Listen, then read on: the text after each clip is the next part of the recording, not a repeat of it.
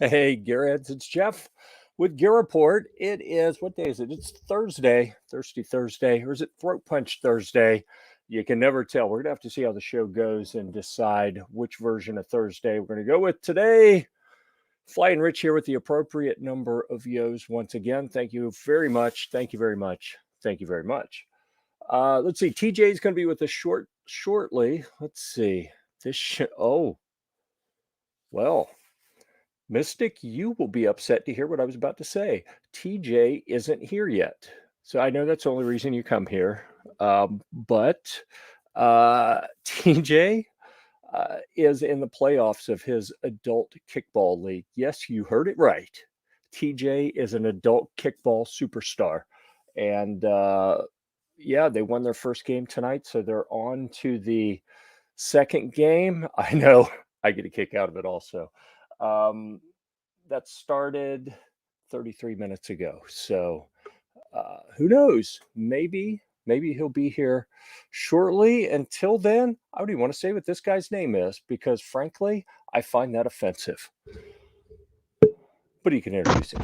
I am here to upset you. So, okay. Mission accomplished. You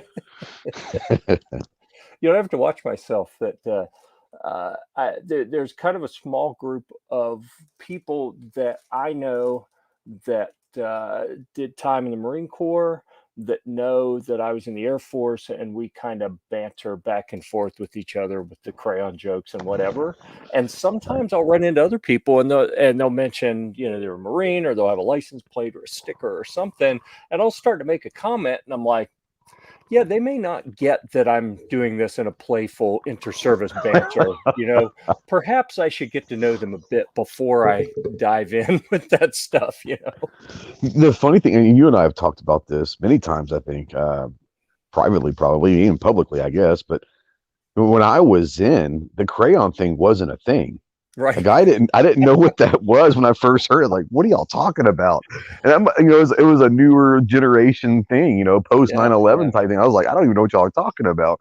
Yeah. I was going to come in as a 7th degree white belt because I'm a white belt in 7 different disciplines. So technically it's a 7th degree white belt, right? Yeah, why not? Why not? That very crayon would be pretty good. Yeah. I don't know that I really have authority to say that. I am a 2nd degree black belt in 2 disciplines, so I suppose I could sign you off on whatever I want. Yeah, I guess, like I said, I've done, I can't remember what color I got. I think I got to red with a black tip, the single black tip in Taekwondo back in the day when I was like 15. Just the tip. Just the tip. And then I've obviously done a bunch of jiu-jitsu, nothing formally to where like I got belts or anything. It was just, hanging out with a buddy of mine who is an instructor, but just teaching me some stuff. We learned some jiu-jitsu in the Marine Corps. And then, I've done, like I said, I've done a bunch of different things, but nothing real formal, but not since I was about 15. You checked out any of the Krav Maga? Yeah. Krav Maga, yeah. A little bit. I tell you, the funnest thing I ever did, and I just didn't have the time to dedicate. I wish I would have, and I can't do it now. My body's so broken down. But have you ever seen ninjutsu? I don't think I have. It's pretty cool. It's kind of how do I put this? The way of the ninja type thing. It's more of a combat fighting, but with different disciplines within the discipline. It's pretty cool. Go Google ninjutsu sometime. It's pretty cool. But I wish I would have stuck with that, but I can't do it. My body's so broken. Oh, I hear you. I am too busy on dad duty most of the time. Right. But about once a week, I get to make it to wrestling practice at the local high school. And a couple of days ago when I went, they said, "Oh, Coach Jeff's here. Guess what? Big boys, you get to work with Coach Jeff." So you actually you get down on the mat with them and all that too? Oh yeah. Oh, nice. But I'm like, right now, I hate to admit it, but I'm back over 200. I'm about 205 right now. Yeah. And I think these guys were like 185 and about 300. And oh wow. And I was like, you know what? But y'all don't know what you're doing. And I got old man strength. So And people need to realize old man strength is a thing. It really is. It's real. Yeah, it is. Definitely. No doubt. Yep. Sorry. All right. I'm sorry I sent you down that rabbit hole. Yeah. Well, it completely killed the chat. So I don't know why, but they stopped talking to it. Mystic they Dog left. Side. I think it's because you didn't acknowledge. You saw what she said, right? Ghost with. I'm not even going to count how many exclamation points that is. It's enough. It's a lot. Well, I'm on my phone, so I did not see it. But hello, Stacy. How are you, darling? Yep. So let's see.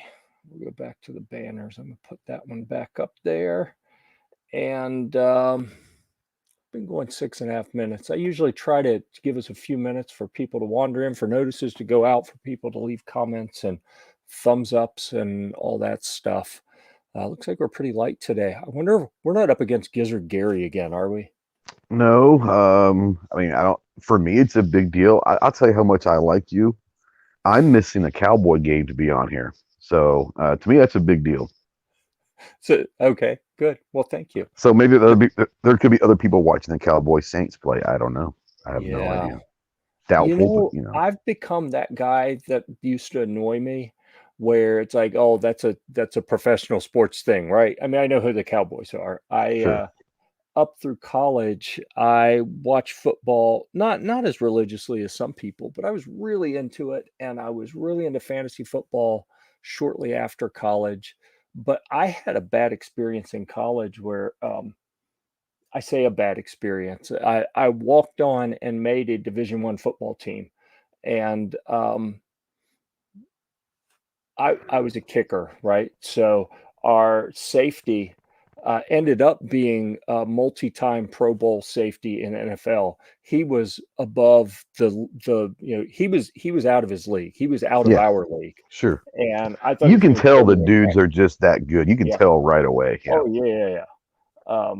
And our people that were supposed to be blocking for me didn't even try, because they're like, we can't catch him. So I was like, dang, Willie is going to put me out before we even get in the game. But so that was a little bit of it. And we played on AstroTurf. And back then in the 90s, AstroTurf was miserable. Oh yeah. Yes, it was. It's But concrete. It's all it was concrete. Absolutely. Yeah, with a little super thin, maybe a Little tiny bit of padding. padding, but mainly just carpet, and it was terrible. Yeah, but anyhow, the big thing that did it for me was we had a one of the assistant coaches that came back in the off season when he wasn't playing in the NFL or in a Pro Bowl, because he was still active. He was in 2 or 3 more Pro Bowls after I saw him last. Dude, I was in a class with him. He was taking classes and a coach on the football team. And I was in a class with him, and the dude couldn't get in his desk or out of his desk easily at all. Like, he'd get to class 5 minutes early so he could figure out how to get in and out of the desk before everyone got there, because he couldn't bend his knees. He couldn't bend his back. Yeah. And That's the way. it ruined him. Bad. Yeah. Absolutely ruined him. Clyde Simmons, awesome dude, super nice. Incredibly gifted athlete, but his body was done, and he still played in the Pro Bowl several more years, like full NFL. I saw what it did to him. I saw what it did to some other people, and I was like, you know what? I want to be able to walk when I'm 40. There's a guy that, I grew up in Texas. I'm a big Longhorn fan, and you might have heard the name, but Earl Campbell. I think maybe So Earl Campbell's a legend. And it's sad. I saw him about 6-7 years ago at the airport, and he can't even walk. I mean, his body was just put through. He cannot walk. And this is a guy that, you look at these hockey players and football players over time, their bodies are just done because they've taken such a beating, and they don't want to stop. It's just that they're almost addicted to that. But later down in life, they literally can't walk, and that's sad. Yeah, there goes a neighborhood. I wouldn't play at that level. I wasn't playing at that level, but I finally stepped away from hockey about 3 years ago, because I'd play a season and then I'd have surgery and recover for a Yeah. season. Then I'd play a season. I did that for like 5-6 seasons in a row and was like, all right, I got to stop. It's not hockey might be worse than football, honestly, as far as injuries over time. I mean, hockey is a really vicious sport. Checking hockey, certainly. Sure, yeah. Old man hockey, league. Maybe not much. Yeah, you play an old man league, and it's supposed to be non-checking. I still knocked a couple people out with pretty good hits. Yeah, but, my daughter's boyfriend, I guess he'll soon be my son-in-law in a year or two, whatever. He plays in a twice a week in a what basically is a beer league. But they travel they go to Nashville, down to Texas. They go all over the place playing these big tournaments. And when they play in their beer league, there's not checking. Right. Supposedly. There is a little bit. But when they go to these tournaments, there's not supposed to be checking, but it's all out just bruiser. They don't care at these tournaments. Yeah. And these guys are walking with blown ACLs and all sorts of stuff that are just like, this is supposed to be a non-contact league, but it's not. I mean, that's no adult kickball league, but it sounds kind of harsh. Pansy sports. Yeah, right. I've actually seen a guy blow his Achilles out playing kickball, like no joke. So no offense there, TJ. Just be careful. We had a guy break a femur. His or someone else? Okay. That's. I'm sorry. I don't mean to laugh, but you go to work the next day and you're on crutches. Hey, what you do? Kickball. I mean, surely he had a better story than kickball, right? We had. I'm not joking. We had like 3 people out with injuries throughout the season. So how does someone break a femur playing kickball? Dude, that's what I want to know. They went to kick, and it just whatever his leg whipped, and he hit the ground. It just snapped. Oh, he was kicking it so hard that his leg snapped. Yep. Wow, that's like my brother. I think his toe hit the dirt too. I think it was a little bit of that. My brother broke his leg. He broke his ankle, like a spiral fracture of the outer bone that goes from the knee down to the ankle. There's one on the outside. There's one on the inside, the groin side or the outside. The outside one, he went to push off and his skate blade got stuck in a little rut in the ice. And he literally, as he pushed, he broke his ankle. Like his muscle broke his ankle. There's honestly, like, looking at ankle injuries, whether dislocated or broken, like bad ankle injuries are some of the most gruesome injuries. So because their leg and foot's like lying in a direction that's physically should never do that. It's just they're nasty to look at. Yeah, I still feel bad about that because he was killing a penalty that I had just taken. I was sitting in the penalty box. He was supposed to be on the bench right then. Jeff's fault. But he was out there killing my penalty, and he broke his own ankle. I'm assuming you paid for his medical expenses then, since you felt so bad. Hell, he didn't feel that bad, I guess. Yeah, he had insurance. He's a smart guy. Yeah. High power business dude. Similar to the folks at Aegis Gun Care. Hello, Rod and Shelley. I got quiet because I was like, "Oh, am I going to pronounce this right?" Do they You say did it perfectly. like Aegis, or is it just like a long E? It's like EEGIS if you want to phonetically pronounce it.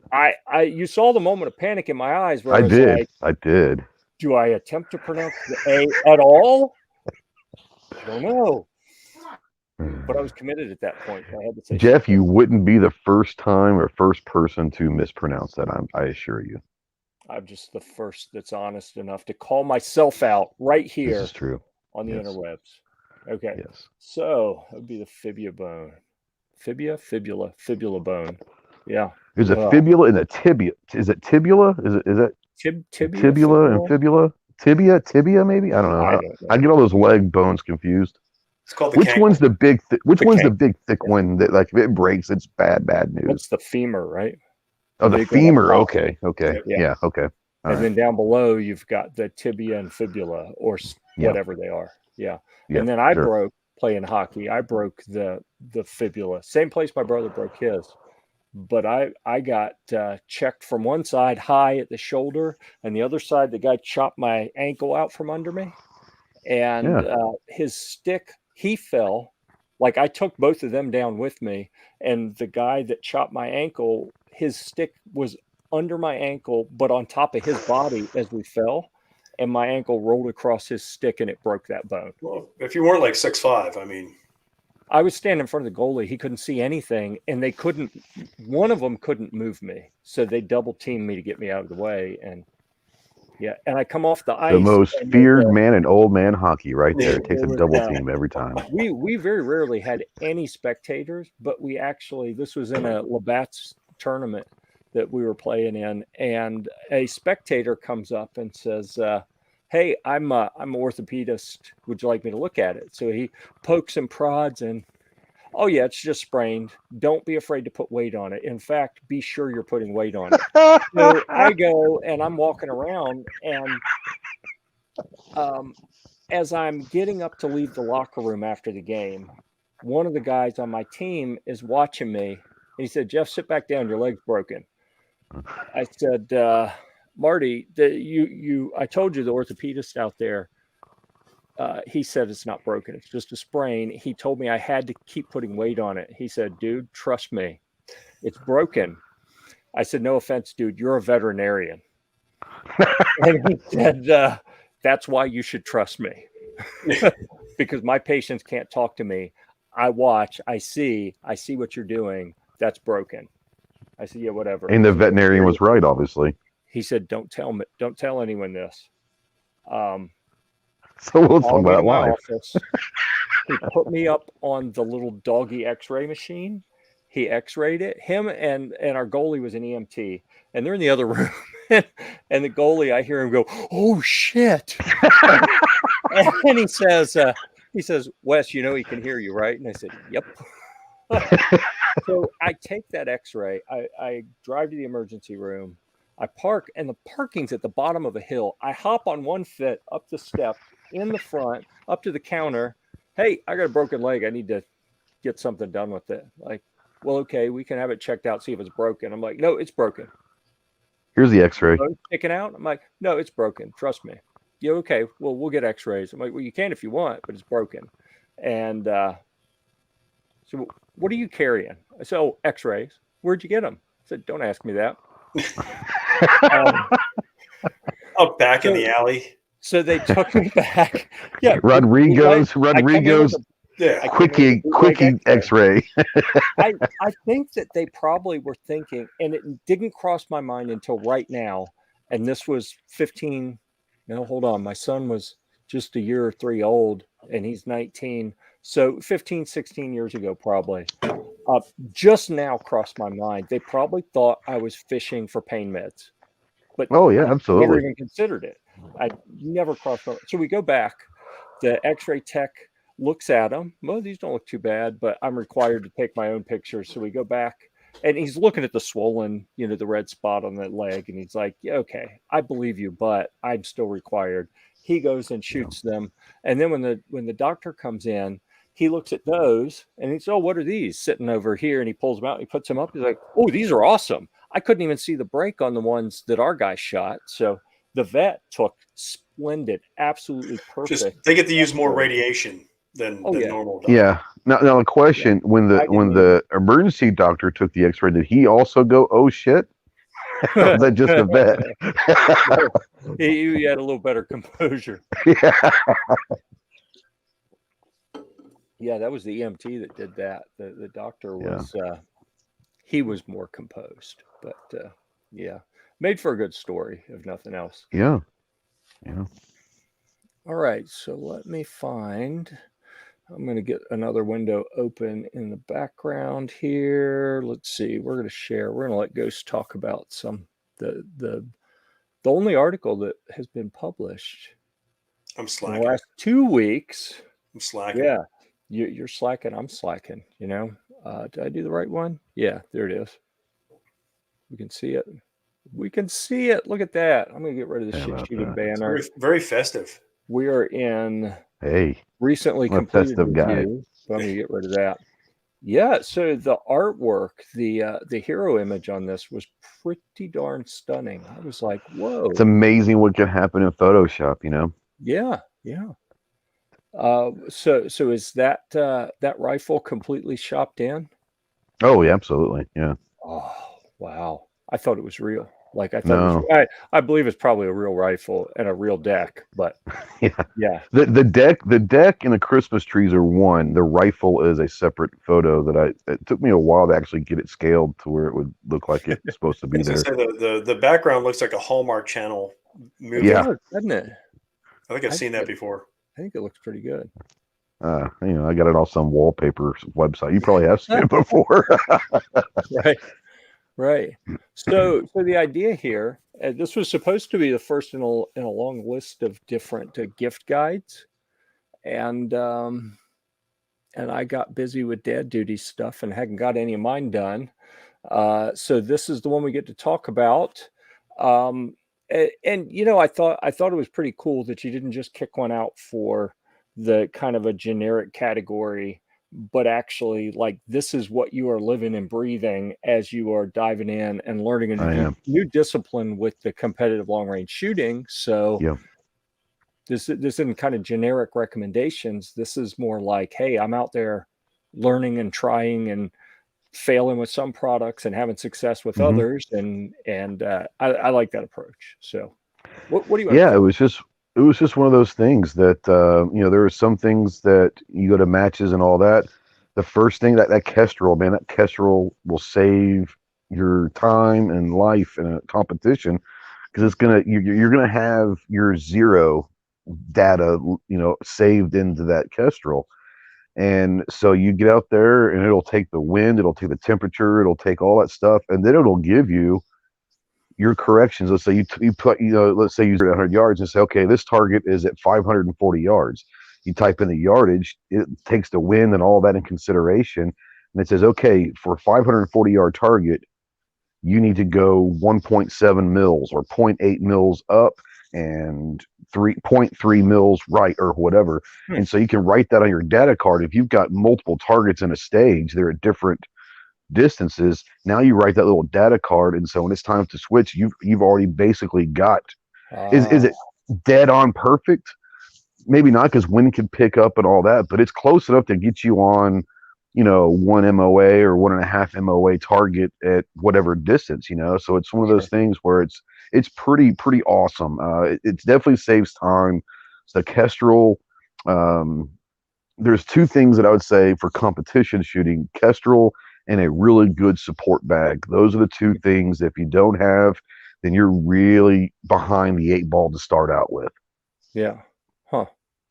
And yeah, that Kestrel's pretty cool. Do they allow you in competitions to use something that generates that not just generates your firing solution, but applies it to, like, it modifies the actual optic? Like what I'm thinking of is, I was playing with some of the smart optics that'll do like the night vision or day, and a couple years ago, and I haven't messed with them in a while, but they were just starting to introduce some things that if you had the right meter that would interface with it, send the data on Bluetooth, and it would automatically move it would make the adjustment for you. So you just hold on the dot every time.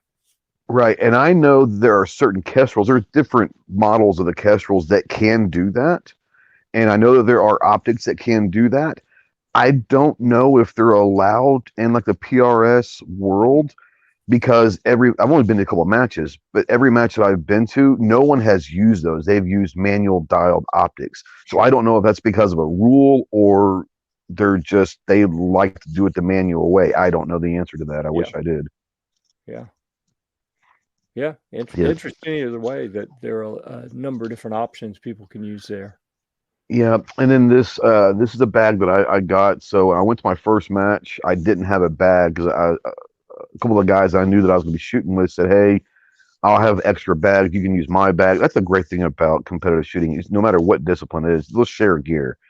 So I was using this guy's bag the whole time, and this is the one that I ended up buying the next day when I got home. And it's the Armageddon, and they have it in pint size. This is called the Schmedium, and they have the bigger one. I don't know why they call it Schmedium. I think it's a great name, first of all, but this one is kind of like a do-it-all. It can be a front support bag over a barrier. It can be a rear bag. It's that size that can kind of do a little bit of everything. instead of having 3 different bags, a lot of the guys are using this one because it can do pretty much everything you need. Cool. And do you use like a squeeze bag on the back? So I run a bipod on the front typically. Now, if I'm on a barrier, then a barricade or something, then I'll put this up front because there are some stages they don't allow you to use a bipod. So I'll use the bag up front. And then at that point, no, I don't, because you're off the ground anyway. So you're just basically kind of doing it manually. But if I'm in the prone and I use my bipod, then yes, this bag now becomes my squeeze bag in the rear. Oh, that's awesome.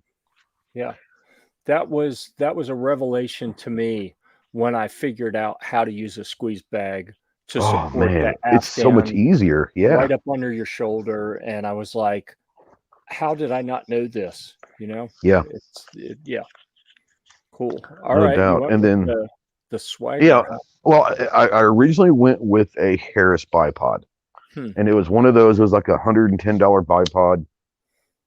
And for the reviews and everyone I talked to for entry level, that, you know, it's not the cheapest bipod, but it was kind of like mid-level and all of that. I used it and I had some issues with it. It got loose all the time.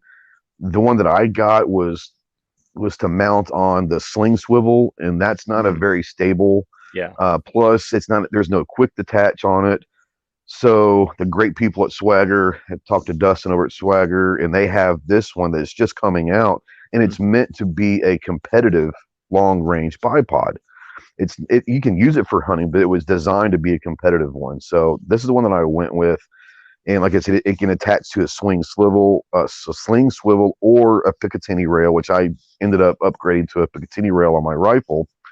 But it has a quick detach and all of that. It can go rigid. It can go to where it can be real flexible depending on the terrain that you're using on. It really is, and it's like around $250 maybe retail, MSRP around $250, which is still cheap for what some of these guys are using. $800 bipods, which is nuts. But this one to me it gives me pretty much everything that I want or need. And it's definitely an upgrade over the Harris. So I'm really enjoying it so far. Yeah, I've got one that's longer. Yeah. But it's got the same spring at the top, and I like that. So I got it for hunting while I'm seated, like if I'm sitting in a ground blind deer hunting. I can have the legs pretty well extended to get up to the seated level.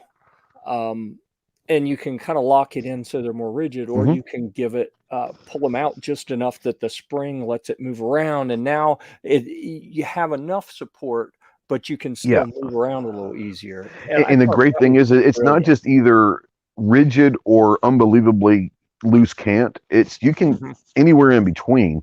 So if you need a little bit of cant involved in it, you can utilize that, loosen up just a little bit. Or if you want it rigid, you know, and most of the time, when my shooting, I don't hunt. So in my shooting with long range rifles, if I'm using the bipod, it's typically in the prone, which is great. 'Cause I'm going to put that thing on a rigid because I don't need it to cant or anything. It's just going to be locked in. So I really, you know, I like the flexibility with it for sure. Yeah.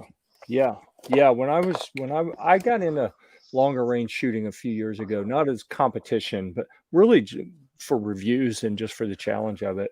And I was shooting off an Atlas, and it's pretty rigid.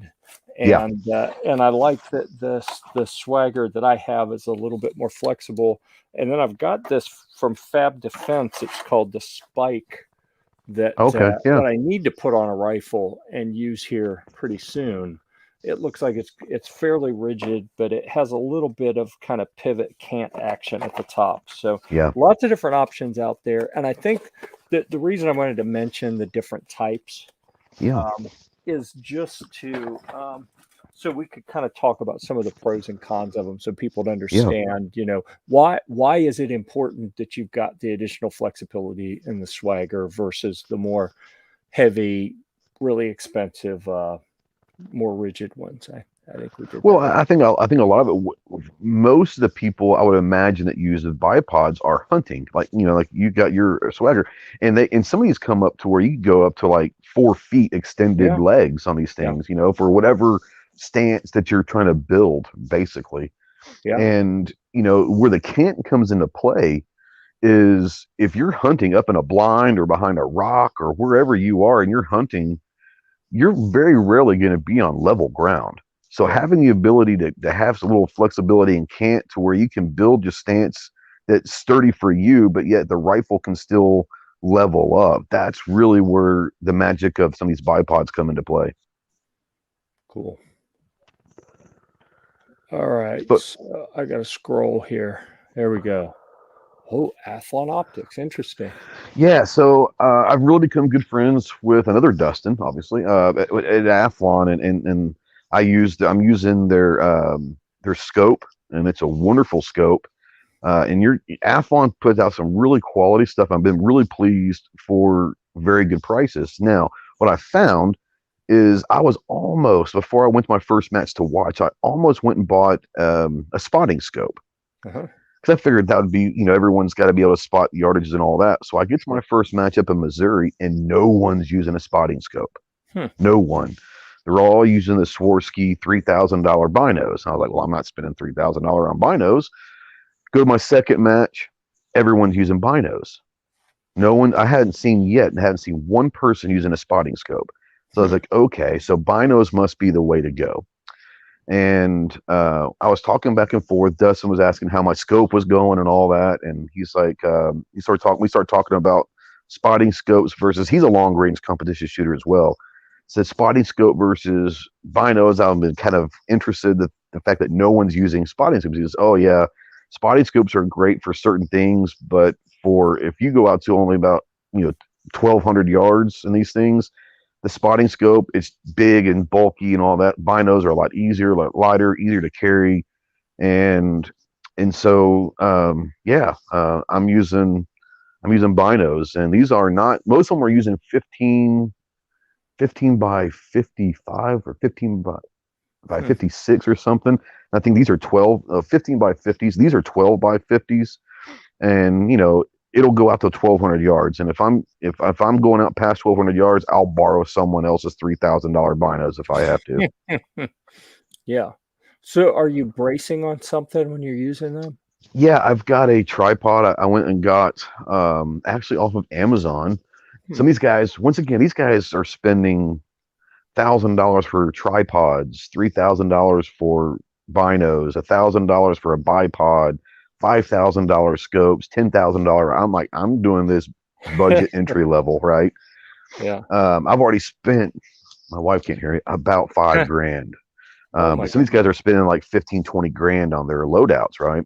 Yeah. So, anyways, I found one on Amazon, and I found one called Bog, B-O-G. Bog Hunt is the company.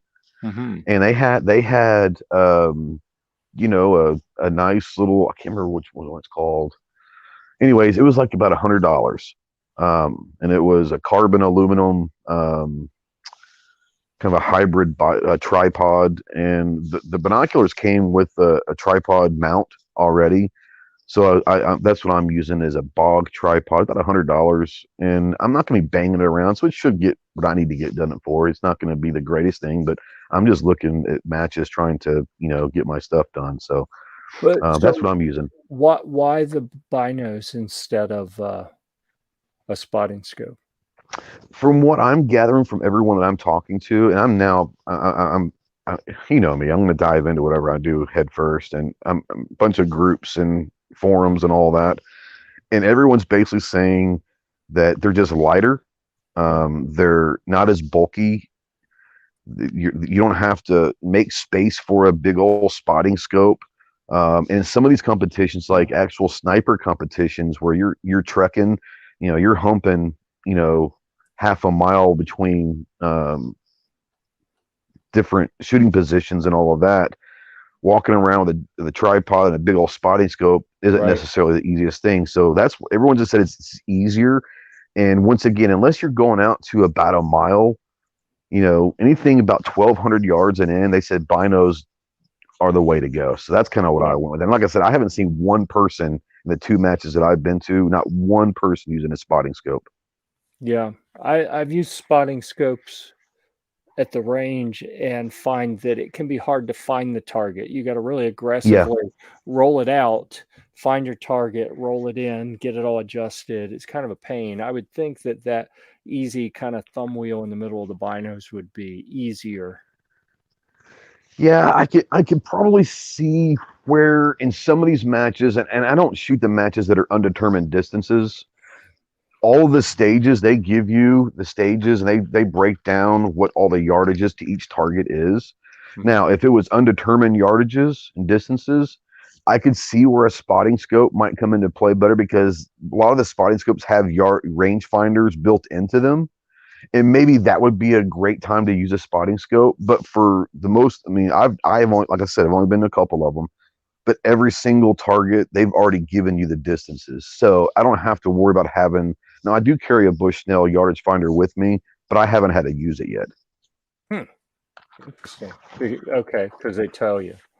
Yeah, they give a little match sheet for everything, and it says what stages you're going to, and on every stage what the designated target distances are. And they laser them and all that, so I don't have to worry about that.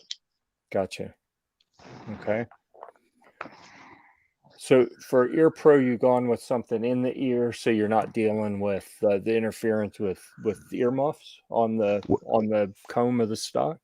Yeah. So the first match I went with the muffs, and depending on the position that you're in, sometimes that comb can, if you're having to try to build a nice stable stance or something, sometimes they can get in the way and all that. So I've gone to the axe. I love the axe. I've been using them for a while, but they're still electronic, so I can still hear commands. I can still hear all of that. But yeah, having the plugs instead of the muffs, now I don't have to worry about is the comb going to hit? Is my cheek weld, am I physically adjusting my cheek weld to avoid contact with my muffs or whatever? And because if you're doing that, obviously that could change everything, and you're aiming and all of that, and then you're missing everything. So I just eliminated that worry out of my mind. Yeah. And what I found shooting rifles with a cheek riser is that it may be okay when you line up behind it, but just a little bit of recoil and it'll push that riser up in, and right at the absolute worst possible time, it breaks the seal. Yep. And now that's a large caliber getting right there in front of your ear that's going bang. It doesn't, especially with a muzzle brake. Those things actually sometimes the muzzle brakes actually make it louder than it needs to be. And so, yeah, it's not fun. Yeah. So, like you mentioned, Clover's done some reviews on this. They offered to send me I got to look and see what set it is, whatever their high end ones that you custom mold. And these are just the GS Extremes. I haven't gotten those high end ones. I think Clover does, but these are just the GS Extremes, and I really like them. So when we're done with this, I want to talk about if shots gonna be impacted by recent events. But I'm thinking, like I actually looked up Airbnb and airfare. TJ and I were talking about that an hour or three ago. Like, okay, looks like it's going to happen. So starting to look at that. And well, if that's going to happen, then I need to get back to Axel and say, here's what I'd like. So I can have it for SHOT Show. Yeah. I just started using them probably about, 4 or 5 months ago. And I didn't even know who they were. A buddy of mine at the range that I shoot at, he had bought a pair, and they were giving like a 2-for-1 or buy one, get one half off or some deal at the gun shop. So we picked up 2 of them. So I bought the second one from him. And I absolutely love them. I really do. Now, my favorites are just cheap decibels. I love the decibels, but they're the ones that you can mold straight to your ear. Those are they're not electronic. Those are my favorite, the most comfortable. But if I need Seriously. electronic ones, I'm going to go with the Axle. But those decibels, man, those are phenomenal, I keep plugs. in my ear pro bag.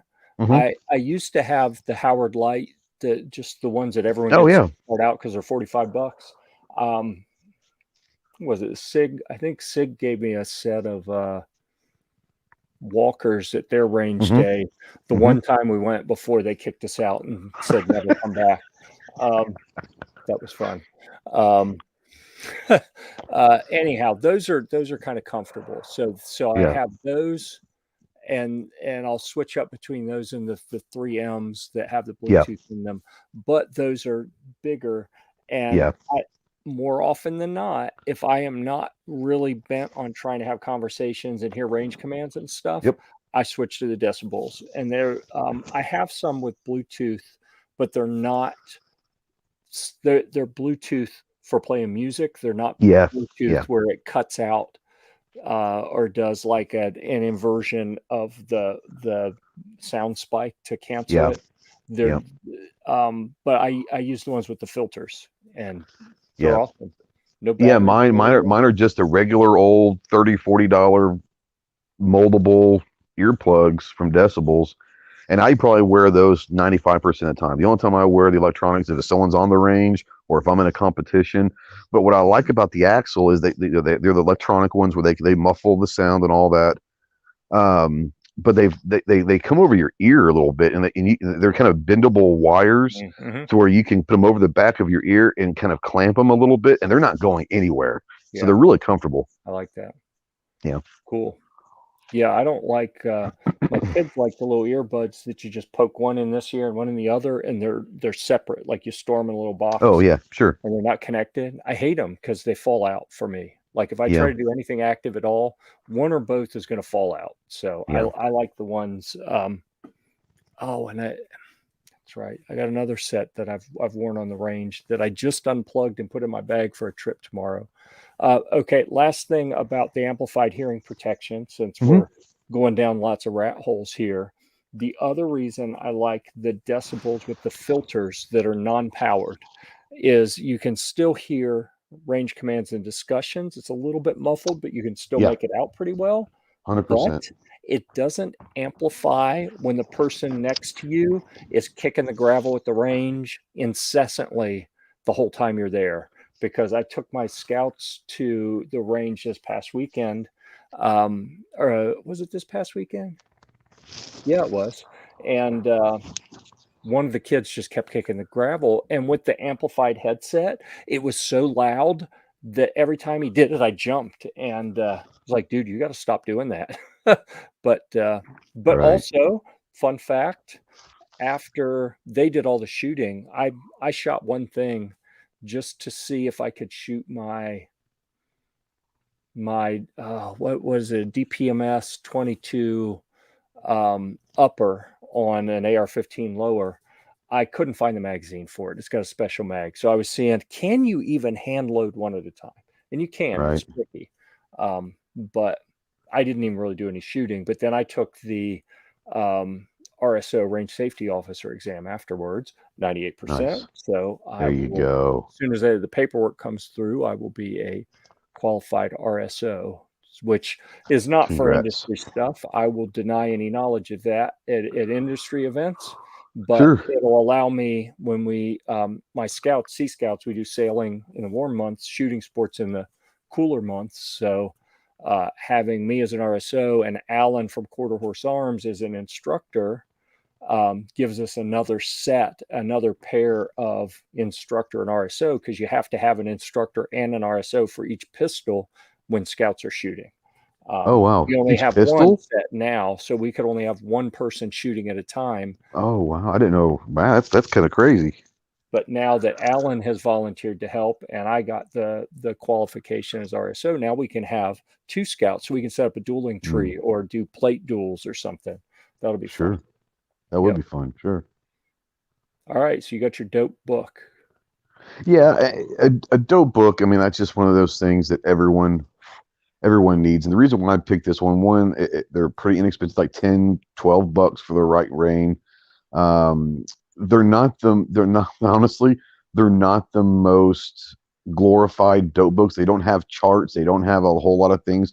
They're just basic spiral notebooks with lines on them, but they can handle any and all weather conditions, which is really because they don't, if there's no lightning, they're going to shoot in the rain in these things, and they're going to do all of that. So where you've got to be able to make your adjustments, make notes, and having these write and rain books are great to have to make notes, and you can go back later on if you want to transfer them to different spreadsheets or whatever. But having the availability to not have to worry about having paper shredding and not being able to write on it because it's wet is really a plus. Yeah, like I've never done competitive shooting, but when I was reviewing long range rifles, I made my own dope sheet. Yeah. And I was pretty intense about, I'd have a picture of the target and I'd mark the shots on it as well as all the details. And I had a couple times where weather came in and about ruined the sheet. Like I learned pretty quickly, take pictures of the sheet after every few shots, because I will do something to mess that sheet up before I sit down to write the review. And I never thought about that, but that's a really good idea. Because between stages, I'll write little notes. Hey, I was missing everything right. I don't know if it was my dope or if it was me, or I'll just make little notes on this stage, this stage, this stage. But that's a great. I didn't even think about taking a picture of that, just to have an archive of it for sure. That's a great idea. Man, I'm learning stuff all the time. Well, I didn't expect we would talk that long about the gift. I'm sorry. I appreciate, no. That was me driving that discussion. So I appreciate all that extra detail and discussion. Let me get back to the comments here. Oh, we are now informed. Yeah, we are. Well, I probably killed the chat because it's a little bit boring unless you're into this stuff. Like, if you would have asked me 6 months ago to listen to someone talk about long range, I would have turned it off.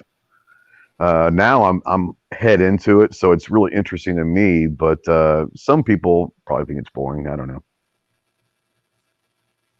My wife is over here raising her hand, but she thinks everything firearm related is boring. So God love her. Bless her heart. Yeah. Yeah, she gets the context of that, right? The bless her heart. Oh, she understands fully. Oh yeah. Okay, so let me get back to the correct screen here. I went after. You know what? I'm not gonna assume that it's Rod that's making the suggestion there. Someone at Aegis Gun Care. Someone is. Someone. I'm not going to discriminate and suggest who it could be. Said, look at the AKT1 Sport. I have not seen those before, so I'm interested in seeing those. Yeah. I wonder what the 6X amplification. That's 360 on the mic arrangement. Oh, real quick, I will tell you, if you're using the Axle electronic earbuds, they get really, really loud. Most of the time, I keep mine on almost as low as they'll go, and they're perfect. I can still hear commands. So 6X, like these are, I probably wouldn't go up that high because it's still, I mean, it's really loud. But yeah, some of these electronic ear muffs and all that, for people especially that might be hearing impaired or have hearing issues, I think it's great that these things can turn up really, really loud now, so you can hear pretty much anything you want to hear. So, yeah, back before I was doing Gear Report full time, when I was still doing marketing consulting stuff and working with affiliate programs, the company I was working with, I got a contract with Axle. Weston hired us to do an affiliate program for them, which his other marketing vendors sabotaged. It was the craziest, most unprofessional thing I've ever seen in my life. I'm still in disbelief about it, but I got to know their brand and the science behind it, and how Axel, actually Weston, the owner, his family has been in the, what do they call it? Optometrist is the eyes, ophthalmologist is for eyes, whatever the auditory doctor is, or auditory specialist for making hearing aids. I eat crayons, bro. I can't pronounce those kind of words. Yeah. So anyhow, the point being, they run the clinics where you go get tested for the legit high dollar hearing aids, and branched out into other forms of ear stuff, whether it's, high end audiophile Yeah. stuff or shooting hearing So how long protection, has whatever. Axel been around? Because I only heard about them about 6 months ago. Have they been around for a while? We did the affiliate program for them. That would have been my second SHOT Show, probably. So that would have been 5 years ago, probably. Okay, so they've been around for a while then. Okay, I didn't And know. Axel was new. They had another name that they were using more often, and I am actually blanking on what it. Oh, it was Sport Ear is what it was. Yeah, because I've got a set somewhere up here of Sport Ears that I didn't have good luck with, unfortunately. Yeah, the electronics didn't hold up very well for me in those. They sounded great, unless the wind blew, and then they got bad then. Whoa, Adam Thompson is here. That's crazy. The Meat Man himself has joined us. All right. I can tell you guys aren't as excited about this as I am, but the Meat Man, come on. It's the Meat Man. The Meat Man. Yeah, he is your source for fairly priced meat products in the southwestern Virginia metropolitan region. Not my area. That would be a good guy to know for sure. Yeah. Also, if you like cast iron or really cool motorcycles or Humvee stuff or guns, Adam's like a Renaissance man. Or guitars. Holy crap. Are we related, Adam? Yeah, I'm wondering. Anyhow, good to see Adam. Adam, you can go check your report. He wrote a review of an RFID. It was a Hornady Rapid Safe, I think, that he mounted on the center console of his Humvee. That was pretty cool. Yeah. I just picked one of those up yesterday. Yeah, yesterday. I'm gonna use it for a gun, but I'm also gonna utilize it for passports, kind of important documents that instead of getting a big old safe, I can utilize it for a couple different things. Yeah. So that one, we took it. So it came in, and I should have had it shipped straight to Adam, but for whatever reason, Hornady shipped it to me, and that was right before Pickle and I, and I can picture him, but I'm blanking on what his website is. It's another content creator. He's out of Raleigh. He is an exceedingly cool dude and crazy, but that's part of what's cool about him. We got in the Humvee. Pickle came here. He got in the Humvee with me. We went to Raleigh and picked up the other dude, and we rode down towards Cherry Point, down to the coast of North Carolina. So it was like an all-day ride in the old Humvee that was really slow and loud. And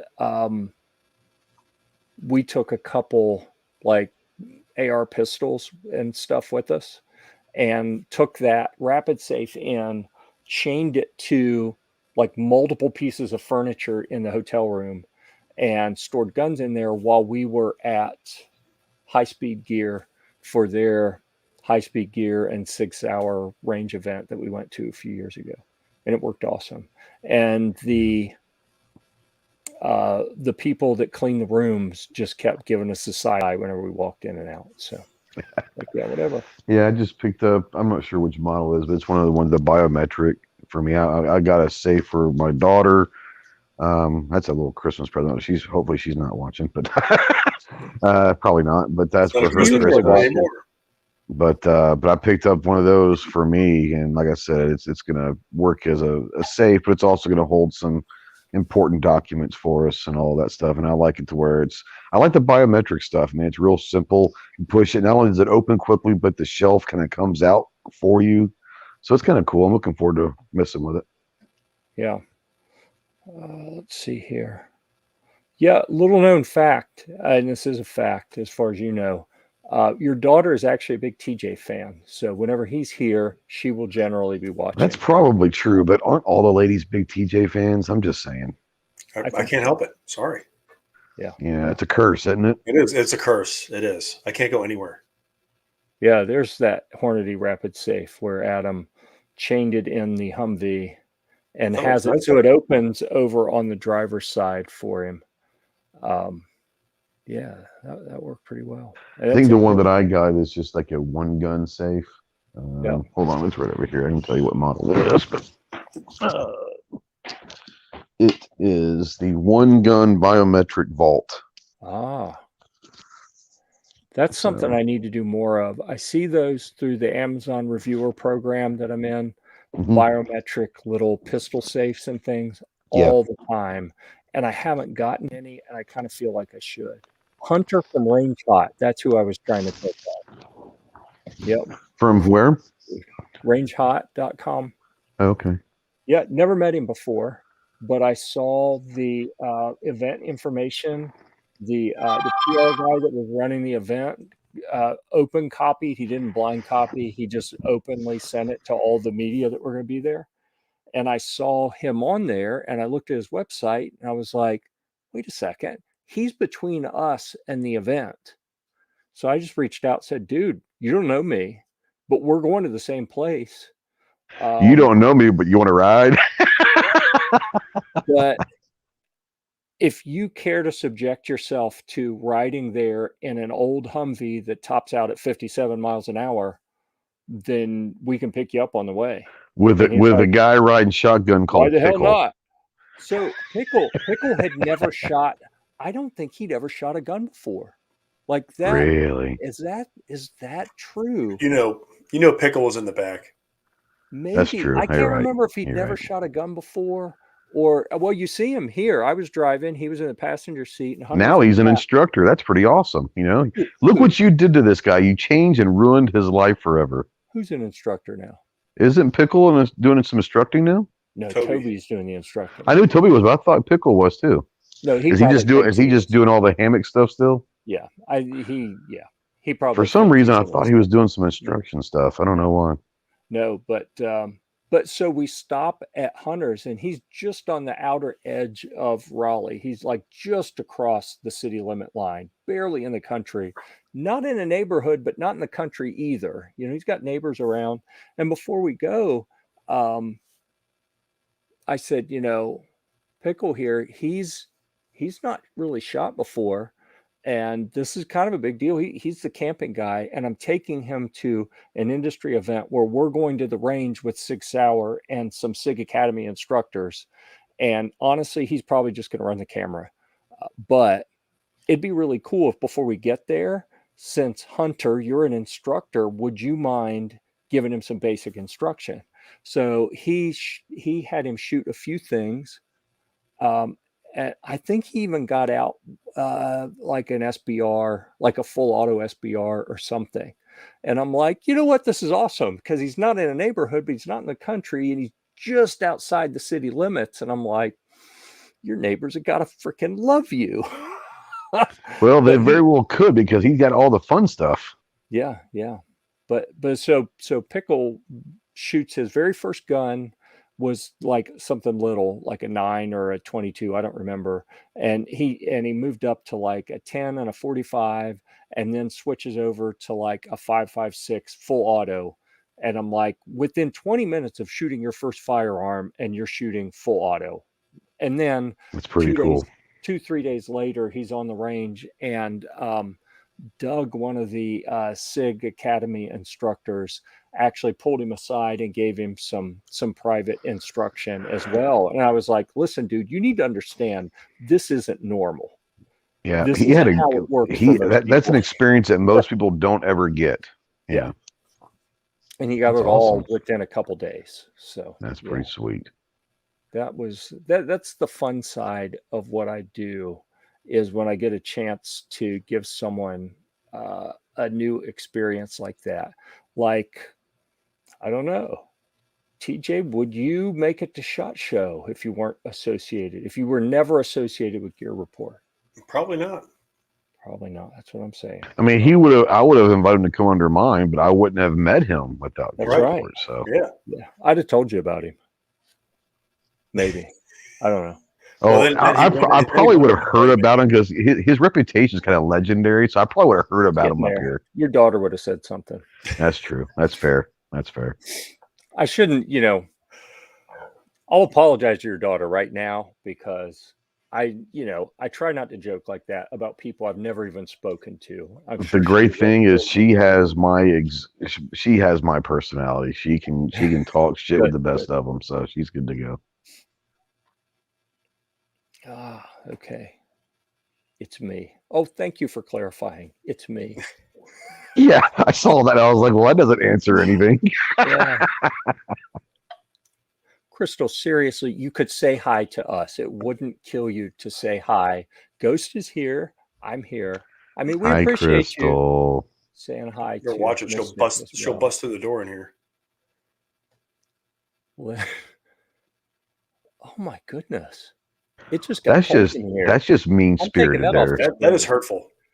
That is That's hurtful. off the screen. And I know TJ's very sensitive and he's very Right. fragile, so you might want to apologize. His ego is going to be hurting.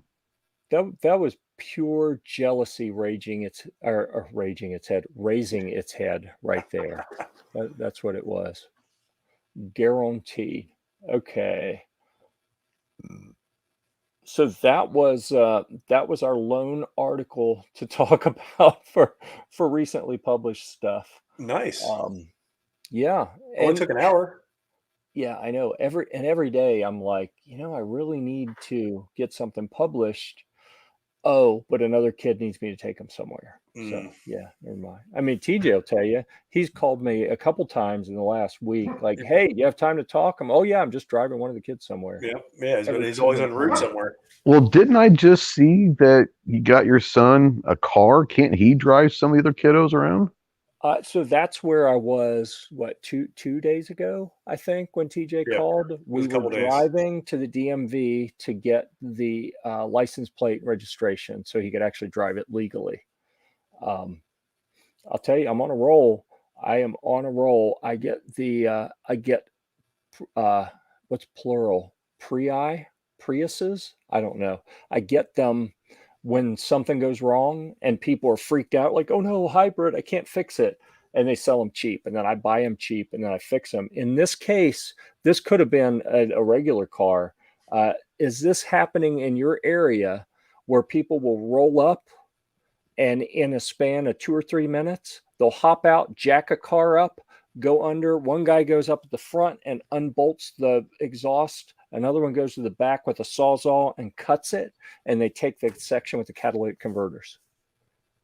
Can't say that happens around here. It's happened here before. To harvest the precious metals that are in them, like platinum and whatever else. Sure, yeah. Yep. Yeah, it's happened here before. So they won't take them at the recycling plant now. Good. Yeah. Well, what I want to know is at what point are you going to start your own Prius club? Because you've got enough of them to start your own auto club. We got 3, baby. So I'm saying that's enough to start a club. I'm going to make custom stickers now. I think you should.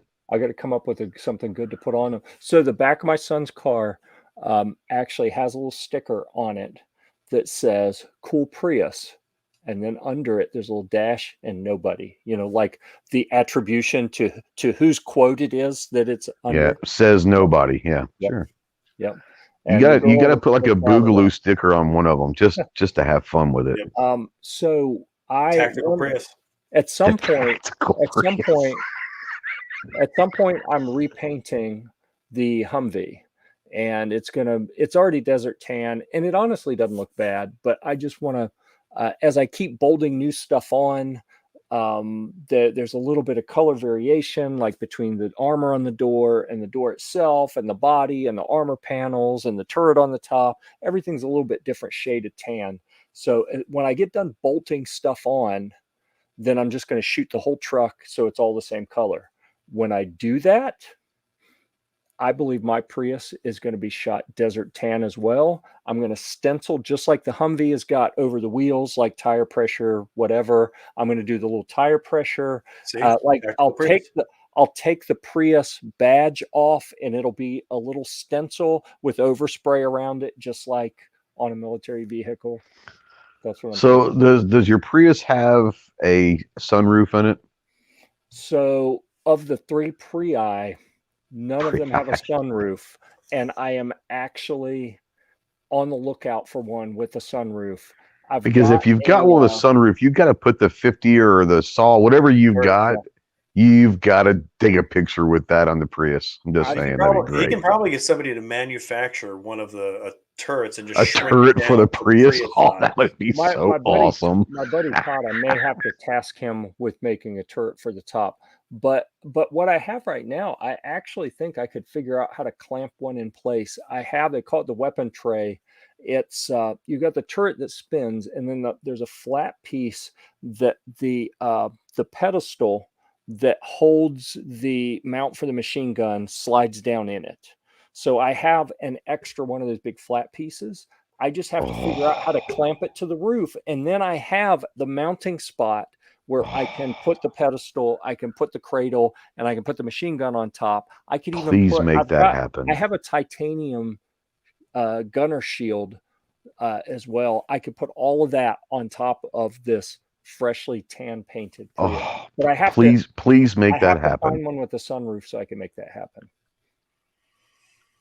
Oh, that'd be wonderful. That would be wonderful. Sons of Prius may have to think about that. I did see that they put it in a Tesla, didn't he? That they did that in a Prius. What was it, 3-4 years ago? And following that project, it was before we started doing the Prii at my house. And I'm thinking that they thought it was going to be pretty straightforward, but the more they got into it, it's like it had a whole welded frame inside. Like they put it all together and went to shoot it, and it just bent the crap out of everything. So like, okay, now we got to reinforce this, and it was out of hand. But yeah, who knows? So like if you go to a parade, let's say all of this happens. Okay, all of it happens. What would get bigger looks? A Humvee rolling down the street with a mounted machine gun, or a Prius rolling down the street with a mounted machine gun? That would be so cool. No contest. Yeah. Oh yeah. Which reminds me, with some big speakers in the back. Oh, you got it. I mean, you got to be thumping, rolling. Be thumping some Tupac. I mean, you got to do it, man. No. So I actually. He's an East Coast guy, so maybe Biggie. Believe it or not, I have a bit of a reputation in the Humvee community for when people do that with their Humvees. I refer to it as audio douchebaggery. I can't stand it. I hate it. Prius. No, we're talking about the Prius, not the Humvee. No, but I'm saying the same applies. I am not an audio douchebag. I am not going to. No, that's way too. I'm gonna let that one go. That's way too. That's just hanging fruit right there. So. I just want a Prius with a 50 mounted on it. Yeah, who cares about the base? A Prius with a 50 mounted on it is all I need. So if any of you, missed opportunity. Y'all were at the biggest gun show in the world, and people ask me, "Are you looking for anything? We can look while we're there." I was like, "No, I don't need anything." You know what I need? I need machine guns. I have 3 machine gun mounts on my Humvee. I've got the turret up top. I have a pedestal in the back in the truck bed, and I have a swing arm for the front passenger seat. So you've got a 50 up top, right? You got a 50 up top, right? I've right now. You need to get a saw for the back. So here's the deal. I do have a couple machine guns that are post samples that are with quarter horse arms that the FFL SOT manufacturer that works with Gear Report. They're mine, but they're on the books at quarter horse arms as post samples. I can have mountable machine guns. I don't actually really want real mountable machine guns. Get some airsoft stuff. It looks just the same. I have an airsoft 249 that I set on the turret, and I figure that'll probably be hanging out the door. I need more display guns, inert display guns, airsoft guns. I mean, if the price is right, I would get a semi-auto mountable machine gun or a full auto mountable machine gun if the price is right, honestly. And because post samples are limited in who can legally possess them, you can actually get better deals on the full auto when an estate's being cleared out or a gun shop is short on cash and they'll cut a deal. I mean, it's actually easier to get a deal on a real one than on a semi. But I don't really want, like, when am I going to, y'all know me, am I going to spend $100 to pull the trigger for 60 seconds? No, that's why you go get the airsoft replicas, because it's just for aesthetics look. I'd find yourself a 50, mount that up top, put the 249 in the back, or a minigun in the back, and the 249 out the window. Yeah.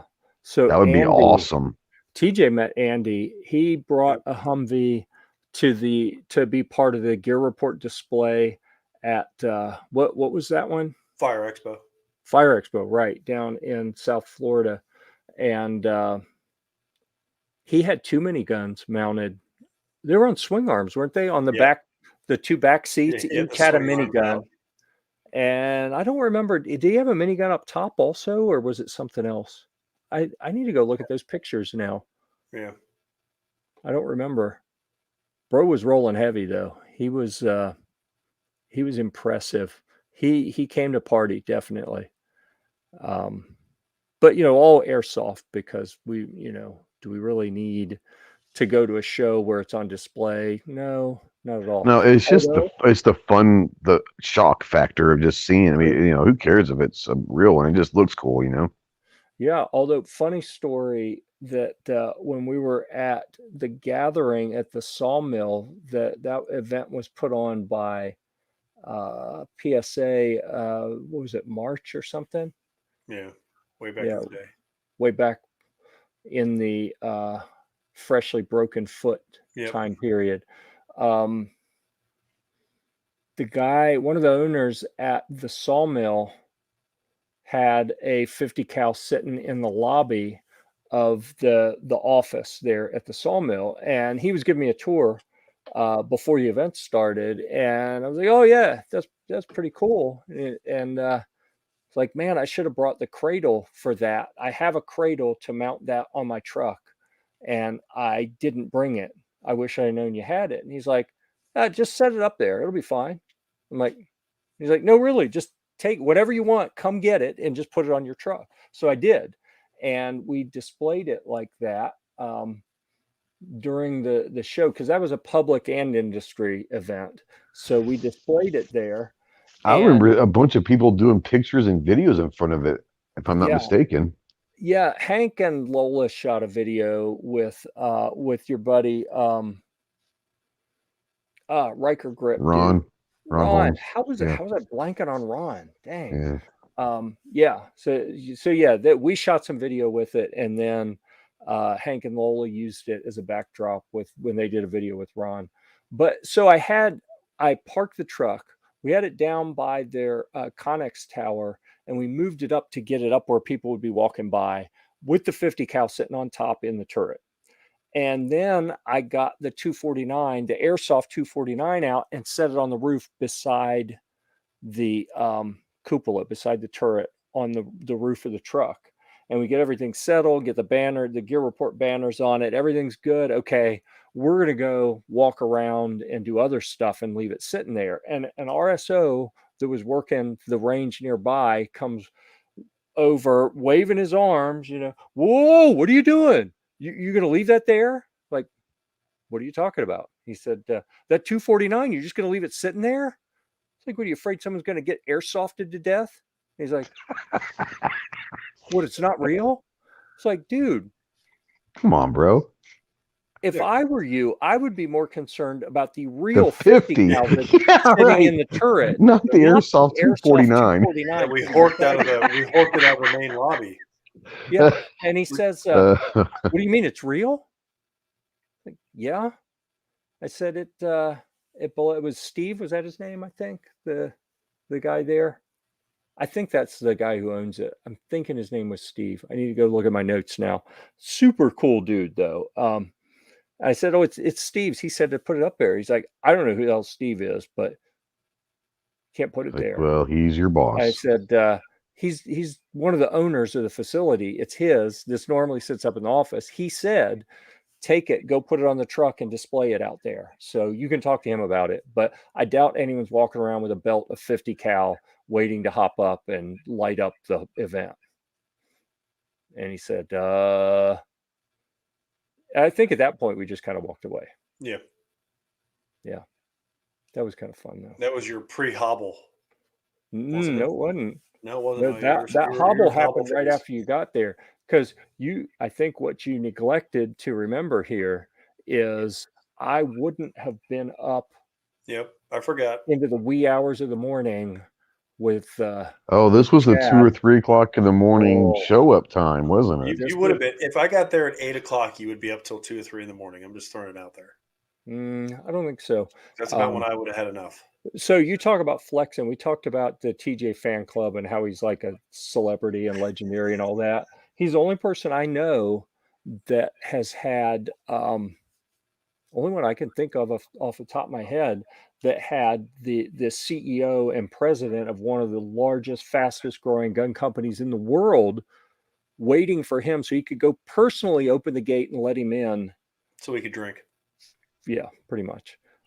And while we were waiting for hours for TJ to get there, he's a diva. He just has to make it. He has to make an appearance. He's got to be the diva, show up late, and have the CEO of this manufacturer open the gate for him. I mean, why wouldn't you? Yep. I like everybody's got to get primed so they can get onto my level of drinking, and then they're good. Yeah. Oh man, I got to start training for. I can't ever get to your level. I would die before I got to your level. Yeah, if shot happens, Jeff, you better start training now. Yeah, this is tough. I also started training for backpacking trip this coming summer. I'm looking to be a free agent for the trip I did last year and a few years ago. For the backpacking content, I do a lot of scout related stuff, and the big place out in New Mexico that we go do the 2 weeks out in the mountains backpacking. I'm not scheduled to do it, but I'm kind of on the free agent list of if anyone has an adult that backs out and they need someone on short notice to go spend 2 weeks backpacking with them, like, hey, have pack will travel. I'm training for that. So I'm trying to figure out here, how do I mesh my training, my drinking training to prepare for SHOT Show, to try to at least not embarrass myself trying to keep up with TJ. How do I balance that with physically getting in shape to be able to go to wrestling practice? If you can backpack drunk, then you can backpack sober. That's kind of how I broke my foot. There you go. So I was going to say, I was like, remember I talked about backpacking, throwing the bladder full of bourbon and then hiking. Yeah. Like water, whatever. Yeah. As Clover likes to say, if you can dodge a wrench, you can dodge a ball. Mm-hmm. Yeah, they should make a movie about that. Exactly. Yeah. So, all right, let me see here. Y'all keep chatting. I am going to try to figure out in another window. Oh, that's trying to figure out. Wasn't signed in. I want to look at the actual agenda. Oh, I'll show you some guitar stuff. Hang on. Thank you for asking. What the hell, dude? What's wrong with you? I like it because he's just going to spring it on us anyway. We've got 40 minutes now. We have to sit here and watch because I'm going to feel bad if I leave now. Yep. Oh, by the way, Jeffrey, are you going to be driving or flying to SHOT? I'm assuming you're going to be flying. Yeah, so we were talking about that a little while ago, that I think, what did I say, like $218 is what Southwest was looking like? Yeah. Like fully loaded round trip. Yeah. Taxes, fees, everything. Man, I think I kind of tough. have to do that. The only reason why I say that is Clover and I were talking last night on the phone that I'm not real sure. I know that some of the parties that we typically go to aren't happening as of right now. So I don't know what the weeknight festivities are going to be, but we've got the house. And I said, if we could bring a guitar or something, someone brings a guitar, we could have people over to the house, throw some pizza, have some fun, maybe play some music, play some poker, whatever. But bring the ukulele, Bring a but because bunch of ukuleles. I'm flying, but I don't, Clover has guitars, but he's driving, and if Armentia goes, they're not going to have room in the car. But I'm just trying to think of that'd be kind of cool to maybe just play some cards one night at the house and we'll get the guitar out and have a little fun. But the ukulele could work. You could probably throw that in the backpack. Maybe. Or I could just have some ukuleles shipped out there so they're waiting on us. You could. That would probably be the They're way to do it. everywhere on Vine, aren't they? Could we rent a guitar from Guitar Center for the week, possibly? I need to check in with Bump and make sure he's still going to be around. I can ship stuff to Bump's house and pick it up when we get there. I'm not saying do it just for that, but I just think, if we gets close and we notice there's like a night that the parties are not going to happen or whatever, or there's a night that we just want to chill, go over to the house, let's play some poker, play some music. That would be really, really fun. Yeah. And the answer to that question is, I don't think there's a chance in hell that stops shot. So I heard it wasn't crap anyways. So this is the thing that is, I was thinking about this an hour or two before the show started. I was in deep thought mode, going, you know what? It has really gotten to the point where whenever something happens, who do the main media people go to for answers? Largely, if you look at any of the coverage of this Omicron, whatever they're calling it, they most often seem to cite the head researcher at Pfizer or Merck or Janssen, J&J, whatever. It's like they're going to the brands. It's like it's preordained that the only way we can be saved from it is via the vaccines, and they're going straight to these brands to get the truth about how this is going to play out. And I'm like, wait a second, is that really of course Pfizer's going to tell you that this isn't a big deal, you don't need to do anything. They're going to say no, just get the booster. So they're going to do whatever they need to sell more shots, I think. And it's all about the money. It really is starting to feel that way. And I've found a variety of different medical and scientific people that seem to be pretty objective. And I'm actually watching a couple videos a day, and what I hear these people say, where they're actually reviewing the data from various different reporting agencies in the EU and not so much in the US. The data here seems to be harder to really get, but other places. And they seem to be indicating that this Omicron could actually be wonderful because it looks like it has a much slower onset, which means it's less damaging, it's less lethal. Most people who get it, who've already been exposed or had the shot, it's like a runny nose and a little stuffiness. And they're predicting that this is going to be the major variant that takes over the world, which could be awesome. This could be like, all right, a weaker strain has taken over. It just spreads so much faster than the others that it's going to take over, and it could actually turn out to be great. So that's what I'm hearing from the scientists and medical professionals I listen to. But then if you turn major media on, you see political figures doing massive lockdowns and freaking people out and using anything, just like anything else. It's like more fodder for their campaign for everyone to get the jab. It's like they don't care. Just get the jab. Oh, something happened? Good. That's a reason to get the jab. Well, what was it that happened? Doesn't matter. It's a reason to get the jab. So that's what I'm seeing. So that's what worries me is the people that are the medical doctors and the scientists who seem to be the professionals who are analyzing the impacts of this variant. They're giving me hope that this is going to make everything better, actually.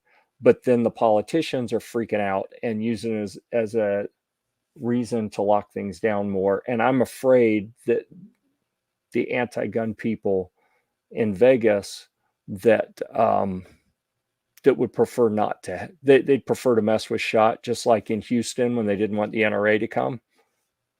I think that they may try to use this to make things harder to run SHOT Show.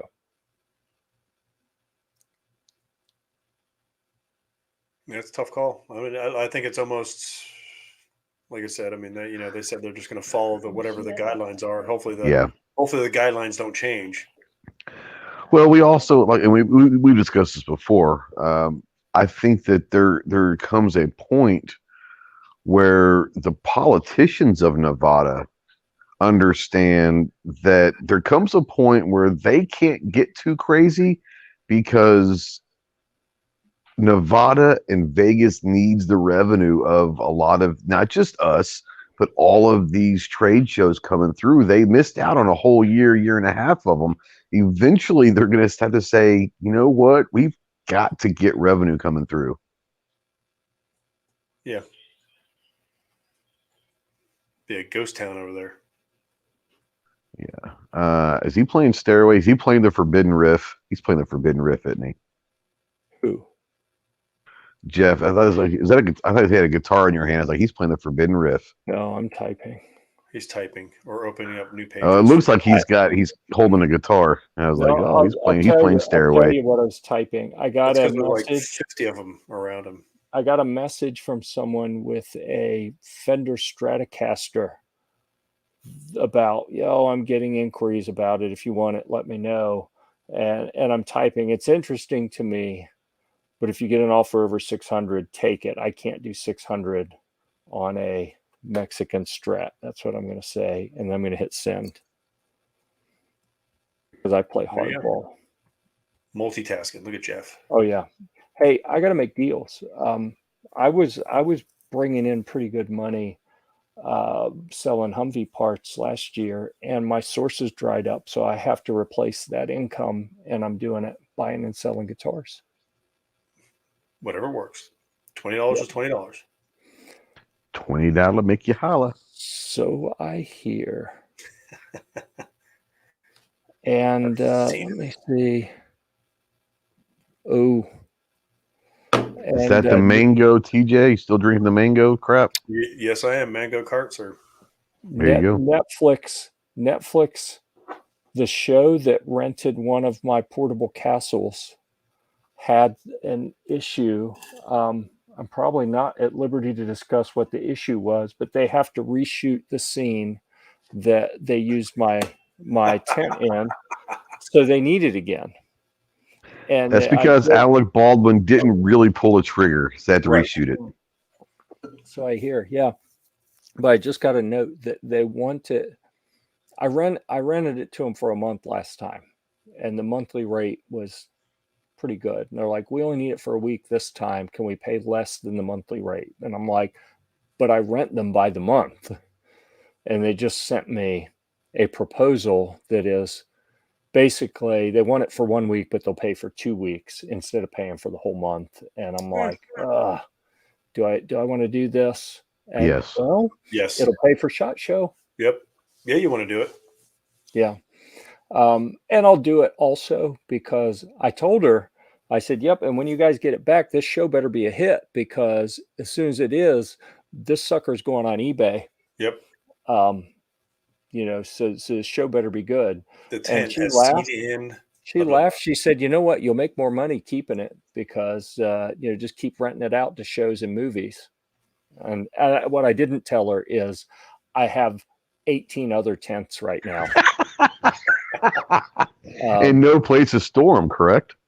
Well, the landlord just changed, but I haven't heard from the new landlord yet. So right now I'm kind of ignoring it. I got to get through this weekend's event where I got to take a kid to a swim meet. And once I'm past that, then I can refocus on getting some content done, figuring out what to do with all my tents. If the rent goes up, if it goes up a couple dollars, no big deal. If it stays the same, I can leave them there for a few more months. If the rent goes up a lot, which it very well could, then I'm shuttling them all back to the house and figuring out how to get them to my backyard. Figuring out how to get these 400-pound tents from my driveway. JJ, through the gate into my backyard. Yeah, JJ that does sound like that does sound like a JJ it does. kind of a deal. JJ Nadali, here you go. Just tell all you gotta do is I'll pay for a round of golf if you come help me move this, and he'll do it. He'll do anything for a round of golf. Good to go. It could work. I don't know. I don't know though. He's so into his golf that I don't think I could get him away from the golf course long enough to do it. He might come over if you promise him a round of golf at one of his favorite, pay for his greens fees. It'd be worth it for you. He might strain a muscle and then not be able to play for a while. Yeah, they're heavy. Everybody's getting old now. Tell me about it. Except for me, I'm staying young. Yep. Because you stay drunk and you just don't feel it. I know, it's fantastic. I know it's the right way to go. I'm not down in it. I just it's one of those things. Two nights a week, basketball, 40 and over league for 40 minutes, and then kickball. And then go snap the Achilles playing kickball, so it's all good. And in fairness, I'm sure. I'm sorry, I shouldn't jinx you like that. Damn, that's messed up, man. Good thing kickball's over for at least a couple weeks. There you go. Did you guys win? We won the first game, lost the second. Oh man, I know. Guys were bunting in kickball, and I was like, what guys bunt? That's because they watched a guy snap his leg trying to hit a home run. So they're going to bunt from now on. They like play strategic where they want to bunt, get the first, and somebody else bunts, they get first and second. The fact that the words kickball and strategically bunting collide in the same sentence is hilarious to me. Listen, you know what? They won. We don't bunt. I don't bunt. Didn't they used to? They used to draw like a half moon to where the ball had to at least go past a certain distance. They not do that anymore. No. Oh no. Wow. I shell it to the outfield. Like, here you go, buddies. I try to kick at the girls because they can't catch as good. So. Well, wow. Truth hurts. Wow. So his fan club just dropped by half right off the bat. Well, I mean, let's be honest. I mean, listen, it's truth. Truth they hurts. Know they can't catch as good. Sorry, ladies. Listen, pick up your kickball catching game, and then we'll talk. It's not new news. Yeah. All right. But quick funny. Topic change. What are we Bam. going? Is there a new company making rooftop tents? Would you like to guess? Would anyone like to guess? You're not going to guess, but yeah, what the heck? I'll give you an opportunity to guess in case you guess right. I mean, I'm going to have to say yes. Who do we know that would be getting involved with an enterprise to make and sell rooftop tents in the U.S. market? PSA, they do everything else. Yeah, but no. Okay. Is it a firearm related company? Okay, well then. No, it's some people who used to be on this show kind of frequently. Jeremy, Kim and Jeremy. I was going to say that the Jeep. I go with the name. The Jeep people. Yeah, I go with the Viking people. The Viking. Yes. See what Gizzard said? No, I didn't. Let me go back. Koreans. Wow.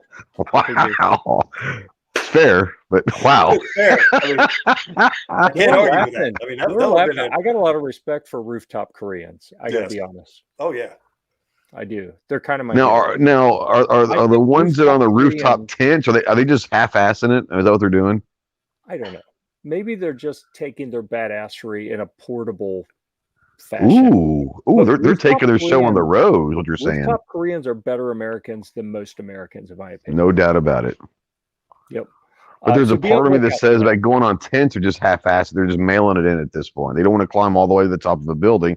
They'll just climb on top of a tent. That just seems like they're just mailing it in now. I know. That are a badassery road show. It's hard to say. Now, if you take the show on the road now, and what they could be doing is taking this all around the country and showing other people how to be badasses. Now, that's something I could get down with. Yeah. Rain or sleet or snow. Watch this. Yeah. Rooftop tent. Yeah. So, rooftop tents. With the AK. You know what? I'm not going to tell you what the company name is because it occurs to me. And I can't find it now anyway. You don't know what it is? I had some text Jeremy was sending me draft logos. Okay, what do you think of this one? Okay, what do you think of this one? And I saw 2 or 3 different brand names represented in the different logos he sent. I don't know which one they went with, and I can't remember what they were anyway. So, Did you tell him if you have 18 of these things that he could utilize to build some prototypes with? not yet, but that's a good idea. Those aren't rooftop tents. That's a second story Jeff has. Okay, that's my bad. It depends on how big the roof is. Like if you have a very, very large RV with the pullout on the side, you could put one of my small tents on top of it. One of the small tents. Yeah. Small tent. He's got one that'll put on top of my house. I'd have a second story. Be awesome. You want to do that? I'll give you a deal. Yeah. Give me a deal. All you gotta do is go up here and get it. Yeah, dude. So I had someone contacted me looking for parts. They needed the end walls on these tents because they go up and the side walls fold down with the little door zippers and everything, and then on each end you have to affix the end wall. And I've had 2 people in the last couple months that hey, I need some, I see you have these tents. I need end walls. What do they cost? I was like, I don't know. Here's the website for the manufacturer.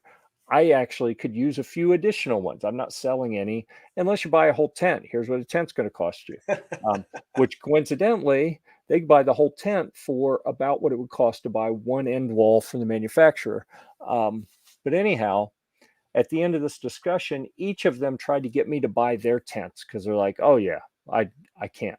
I'm not going to do this. Here, just buy mine. I'm like, no. And the one guy, you don't have end walls. TJ, you saw how big the big one was that we took to the last Iraq veteran event. That's the 305. That's the biggest one I have. It's 18 by 25. Yep. The last guy that reached out to me, he had the next size bigger, the 505. I think it's 25 by 25. That would have taken up the whole area up there. Oh, yeah.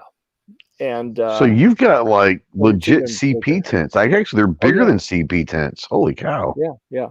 So, Jesus, how long did we have to stall before we got started? Now Defense Dad's here. We can get the show rolling. We can get going. All right, sweet. Now we can do the reviews. Thanks, buddy. Yeah, but slacking on just one yo. So whatever. Anyhow, good to see you though. So anyhow, let me get rid of the rooftop tents banner since we're off of that topic. There you go. Long story short, I was like, no, I'm not going to trade you the next size smaller. He thought he was getting the 305, the biggest one that I have. He actually got a 505. He's like, this is way too big. My wife and I can't put this up. And it's kind of up partway in the backyard. It has a couple broken pieces and it's still up, but some of the cross beams need replaced. And I'm thinking, okay, if I wanted to deal with an even larger one, I could do that. But I don't want to. And the guy, I'm like trying to sell him one for a couple $1,000 and he's wanting to trade. And eventually he's like, oh, wait, just come get it and give me $75. Like, I don't want to. It's too big, but I may go get it just to tear it apart for spare parts at some point if he comes down to like 50 or something. There you go. Just come get it. Get it out of my yard. Oh, what if he has end walls? No, but they'd be too big. Never mind. I could cut them down though. Okay. And finish up some other ones. Yep. Ooh, there's an idea. So anyhow, if anyone needs portable castles, let me know. I will cut you a deal because I want them out of the warehouse so I can stop paying for the warehouse. But not until after I'm done renting them to Netflix, because I'd feel really bad if they came back and said, you know, that offer we made you that is twice what you just told someone you'd sell them a tent for. Like, yeah, never mind, for a rental. But yeah, I'm probably going to take their offer of half price. I would. Which is twice what the weekly prorated amount would be. I was hoping to get a little more out of them. I'll tell you what I'm going to do. I'll say, yeah, I'll do that. But instead of sending your driver to pick it up, take it back, give me $500 and I'll deliver it both ways for you. And then I'll have spent $100 on gas before it's said and done. And then got an extra 4. Made $400 plus I get to drive down to Wilmington. And last time I went down there, I bought some guitar stuff for cheap that I flipped and made a bunch of money on. So yeah, that'll work. All right. So since y'all brought up guitars, I'm going to show you. Who brought up guitars? This was a Vine item, and you may notice. Oh yeah, I want to see that one. 6 strings. It has 12 strings, and I'm trying to figure out how to play it because how hard is that one to play?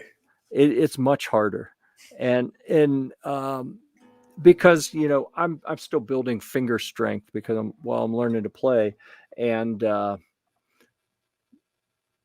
each finger where I would normally be pushing 1 string down, now I'm pushing 2 strings down, one heavy one and one thinner one, and it takes much more hand strength.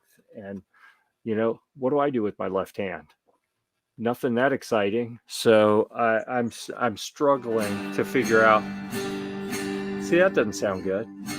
So I got to figure out how to play this one. Well, you got to tune it first, Jeff.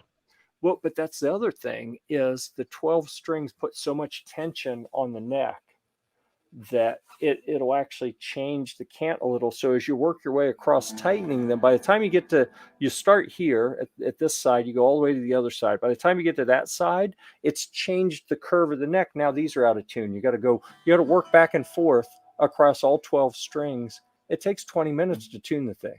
Yeah, and then when the temperature or humidity changes, then you got to tweak it all again. And I'm like, man, this one may be for sale soon, but it's got a little preamp in it. And so you can plug it in. It's an acoustic electric. And I already did the review on Amazon for it today, actually. And it's a nice little guitar. I'll probably hang on to it just in case I want to learn how to play 12 string, but who knows? I may sell it for next to nothing because I have. There you go. And then you'll have to figure out how to play it. Sell them to MASH fans so they can have their own swamp in their backyard. Okay, good. I will do that if any want them. And what was it I was just thinking of where I missed an opportunity recently? I was like, man, well, all of these different COVID vaccination stations, I feel like I missed a huge opportunity to put these tents in people's hands for that. Because that these government agencies and hospitals and whatever, they're paying retail price 10, 15 grand for these big tents. I just sold them to them for, $3-4 grand each. I was going to say, I passed one. I was going up to MIMS today, and there's one on US 1, and they have, it's like a COVID testing site, and they must have 15 tents set up. Just the porte-cochere tents where you just drive underneath. Do they need 33 tents? Nobody was there. There's 2 people sitting at tables and no cars or anything there. And I've driven by there 4 or 5 times and nobody's ever been there. I'm like, man, I know they're just renting the tents. Someone's making bank on all this stuff. So many people are making so much money off of us, the taxpayers, on this whole fiasco. So put them out. COVID tents, COVID testing tents. You got to advertise. I should probably, I need to put a new ad up that says that. I'll work on that. You need to call it the state fair. I mean, see if they need tents or, some of these circuses or, you never know. Have you ever seen us at a industry event? It's a circus. We're kind of like our circus. That's what I'm saying. So they could be using. Everyone needs tents because eventually their tents are going to get ripped and torn. Now they have a new source. Yeah, I tried to give some to the local scout camp, and the they guy said no. At the beginning of the summer, I tried to give him some because they had some rules where they couldn't take all the scouts in the dining hall. It would be too much density of people in an enclosed space. So, and they were going to rent tents for an outdoor. Half of the dining area would be outside now. So like, don't rent them. I'll give you some. And he's like, no. And he finally told me a couple of weeks ago, I saw him at another event and I was like, dude, remember, I got these tents if you need them. And he said, no, I appreciate it. Thank you. I know it probably was confusing when I kept saying no. I don't want them because I want permanent structures to be built. If I take the pressure off by having these tents that are big and awesome, I won't get the money to build the permanent structures that I want. There you go. So people need to suffer for a year or two and complain and whine, and then the budget will be made to accommodate the permanent structure. Have everybody out there eating and just put a hose on them. See, look, these poor kids had to eat in the rain. Oh my gosh. Yeah. Yeah. See, Defense that has a great point. You can market these as Omicron tents. I'm just saying. Yeah. These are better than the COVID tents. These are Omicron tents. I feel like we're in the middle of a delayed conversation between Crystal's Crystal really, and Mystic. really delayed. Yep. Like 15. Crystal, hit the live button on the bottom of the screen. It's like a 15 beer delay. She Not the live writing, but down in the YouTube live button. Or is she in? Yeah, she must be in YouTube. I don't see anyone watching in Facebook she's right in YouTube. now. Crazy. Normally she's in Facebook. Yeah, that's what I was stepping thinking. up her game. Okay, so since we have some content creators in the house, the next item on the agenda, always, I wrote this in all caps, always clarify terms before accepting products for review. Yes. We all know this already because we're professionals. But we talked to a pretty large brand at a couple different events. And I think that I was thinking about it. I think that's what tripped us up is we had some introductory conversations at one event. We picked them up and finished them several months later at another event as if it was the same conversation. I think that somewhere between all that, a portion of the conversation didn't happen that they thought happened. Right. And so we thought the terms we were working under were clear, and that guns sent for review from this brand would stay with the writer in their long-term testing inventory. And then they're like, yeah, we need to send invoices to get these back, or you can buy them at a 40% discount. And I was like, no, that's not what we talked about.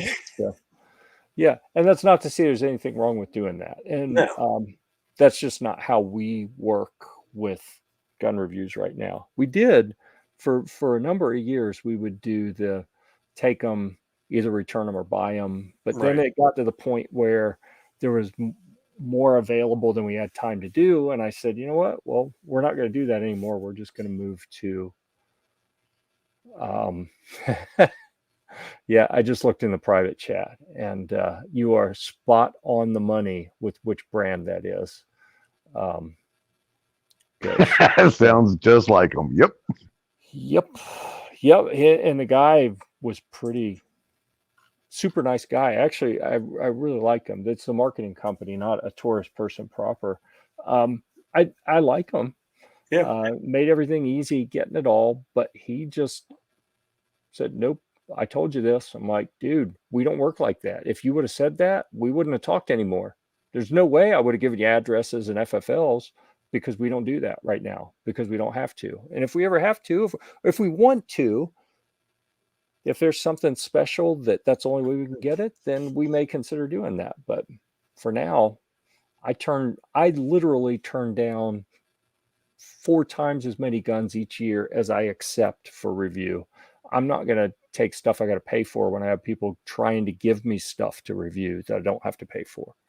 So, well, like I talked about, plus all the ammo range fees and everything else. It's like, oh yeah, that would have been flat out a losing proposition, especially for TJ, because of the price of one of the calibers he's working with. They had more in ammo than they wanted me to buy the gun for. I was like, well, that's a tough call. Yep. All right, so there's your PSA for other content creators. It all worked out though. Yeah, in the description of the video, you'll see other stuff we have coming for review. And some of this stuff is, I think honestly, a lot of what's listed there is stuff that came that there'll be Amazon Vine reviews. A lot of these won't make it onto Gear Report. Probably most of them. Yeah. Raging Hunter is going to be done soon. That one will. And I've got a couple others that I need to get done. Then I got to replace my brother's EOTech that I destroyed on that thing. So, yeah, good luck with that. I'll find it on sale somewhere. Oh, something else fun that a guitar effects pedal that was sent to review showed up, and the box has everything correct on it. And I opened it up and it's a different model, same manufacturer, but they have, a model number 1, a model number 2. They're completely different. Physically, they look the same, but they do different things. And this is the number 2. It was supposed to be number 1. So I write the Vine review about, it was supposed to be this other one. It did something different, but here's the review of it. And they rejected it. Well, because it wasn't the right product. And, yeah, so there's one of the other hurdles. I mean, people get people who don't do reviews or haven't done a lot of reviews, I think, have the wrong idea of how doing reviews is. But this is the kind of stuff that happens. Brands that you have a clear agreement with will change their mind sometimes and then send you invoices for stuff that wasn't supposed to be invoiced, or they send you a product and the wrong thing shows up, and then you put time into it, and yeah, fun stuff. I bought a gun for stupid cheap today. Hope it shoots well when it gets here. You're welcome to tell us what it is, where you got it. We hope it does too. And that reminds me. It's the last time we see Defense Dad. Yeah. It didn't shoot well. All right. Let me go to share screen. I forgot I had one other thing open.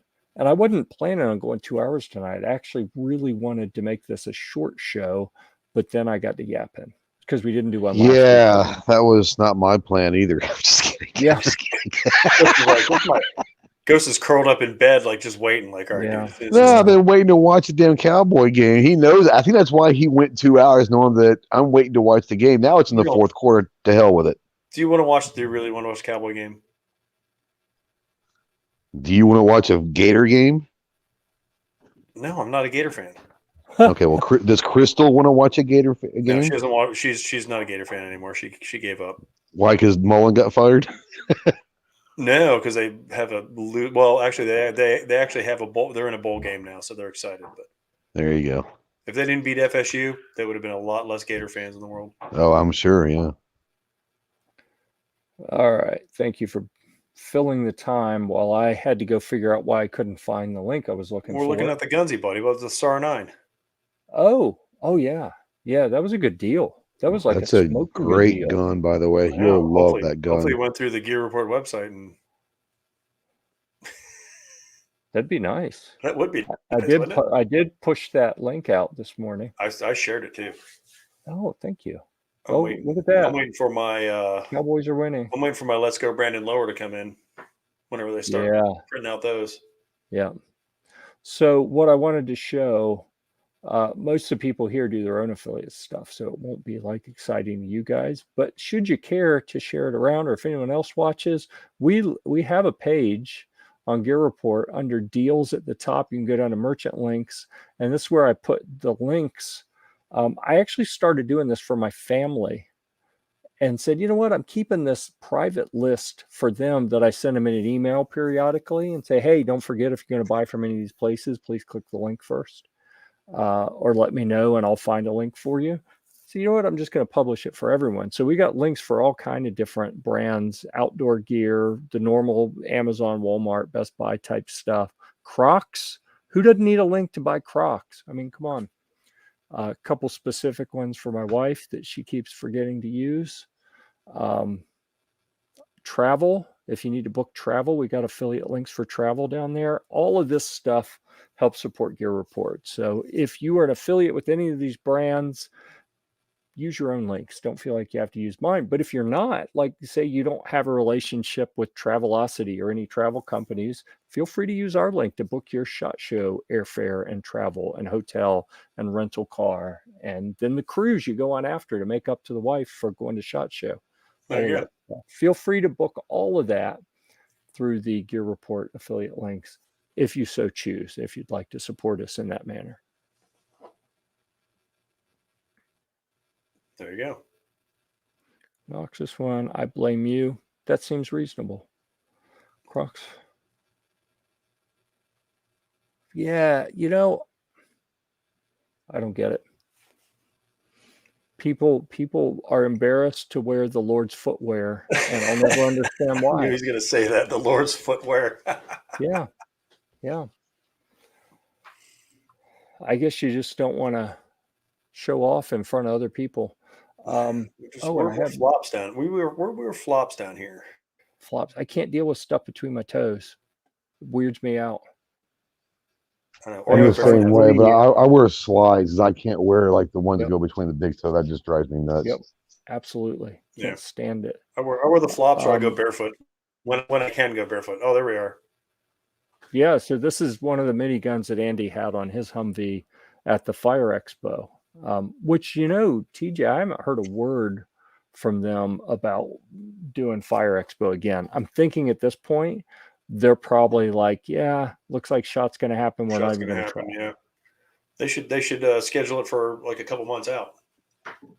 They really should. I thought it was a good event. Around NRA show time, because that's what I found over the years.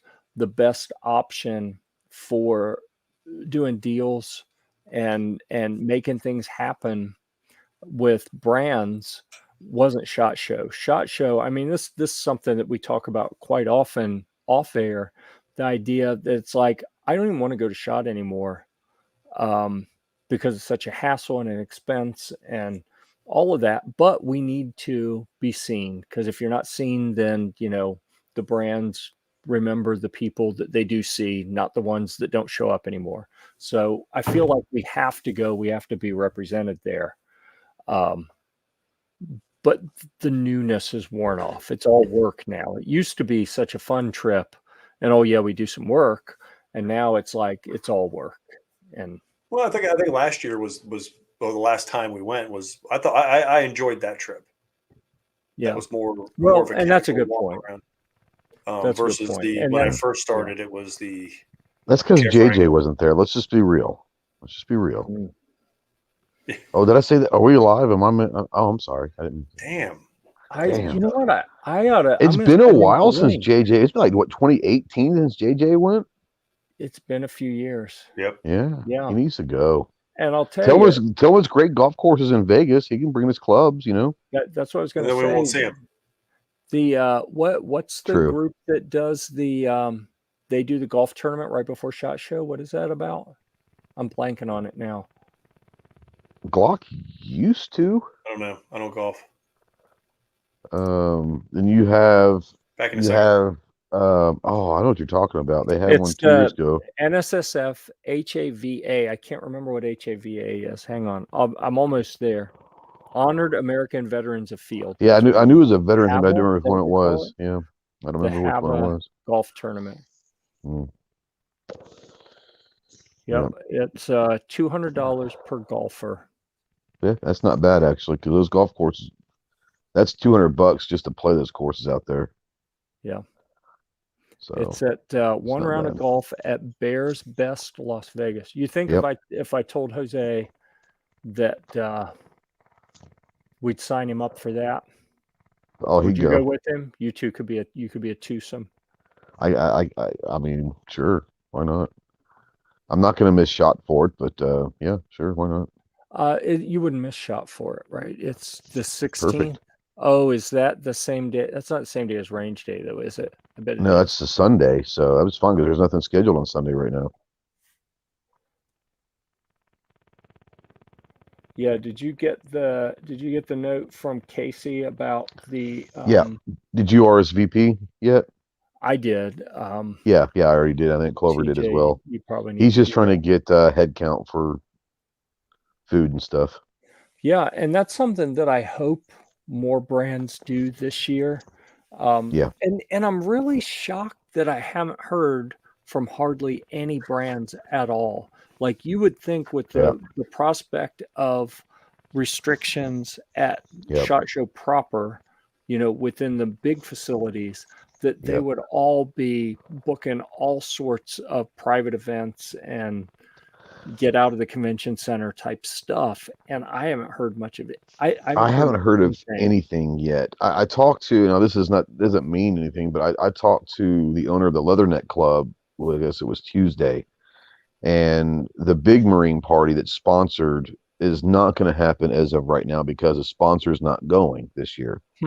But he's already had other companies call and contact and say, hey, we want to keep this party going, even if it was just a 1 year deal, all that. So he's like, something that's going to happen, but it's not official.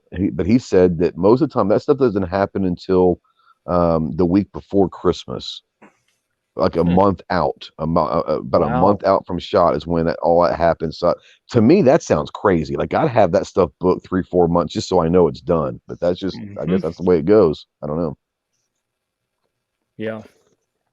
And we gotta check in with Battlefield, see if we're going to do something with them again too. So I mean, today is really the day for me where I said, you know what, I think it's happening. I think I'm going. It's gonna happen. It's gonna. I've been in denial up to this point. Like, yeah, probably not gonna. Well, I mean, with all due, with reason, because some of the stuff you don't get your, if once you pay for it, it's done. You're not getting refundable. Yep. And then you're out that money. Yep. But yeah, that's way. So I fly Southwest, and I fly the want to get away fares because they're the cheapest fares. Now, if something happens, you don't get your money back, but you get a Southwest credit. You can use it. Well, that means I can fly to NRAM or out to Utah for a match or something. I'll still have that credit. And then with the house that we're renting, we can literally cancel. We come in on a Saturday afternoon. We can cancel all the way up to Friday, the day before we show up. So we made sure that all the contingencies are there just in case, There you go. Yeah, that's pretty good.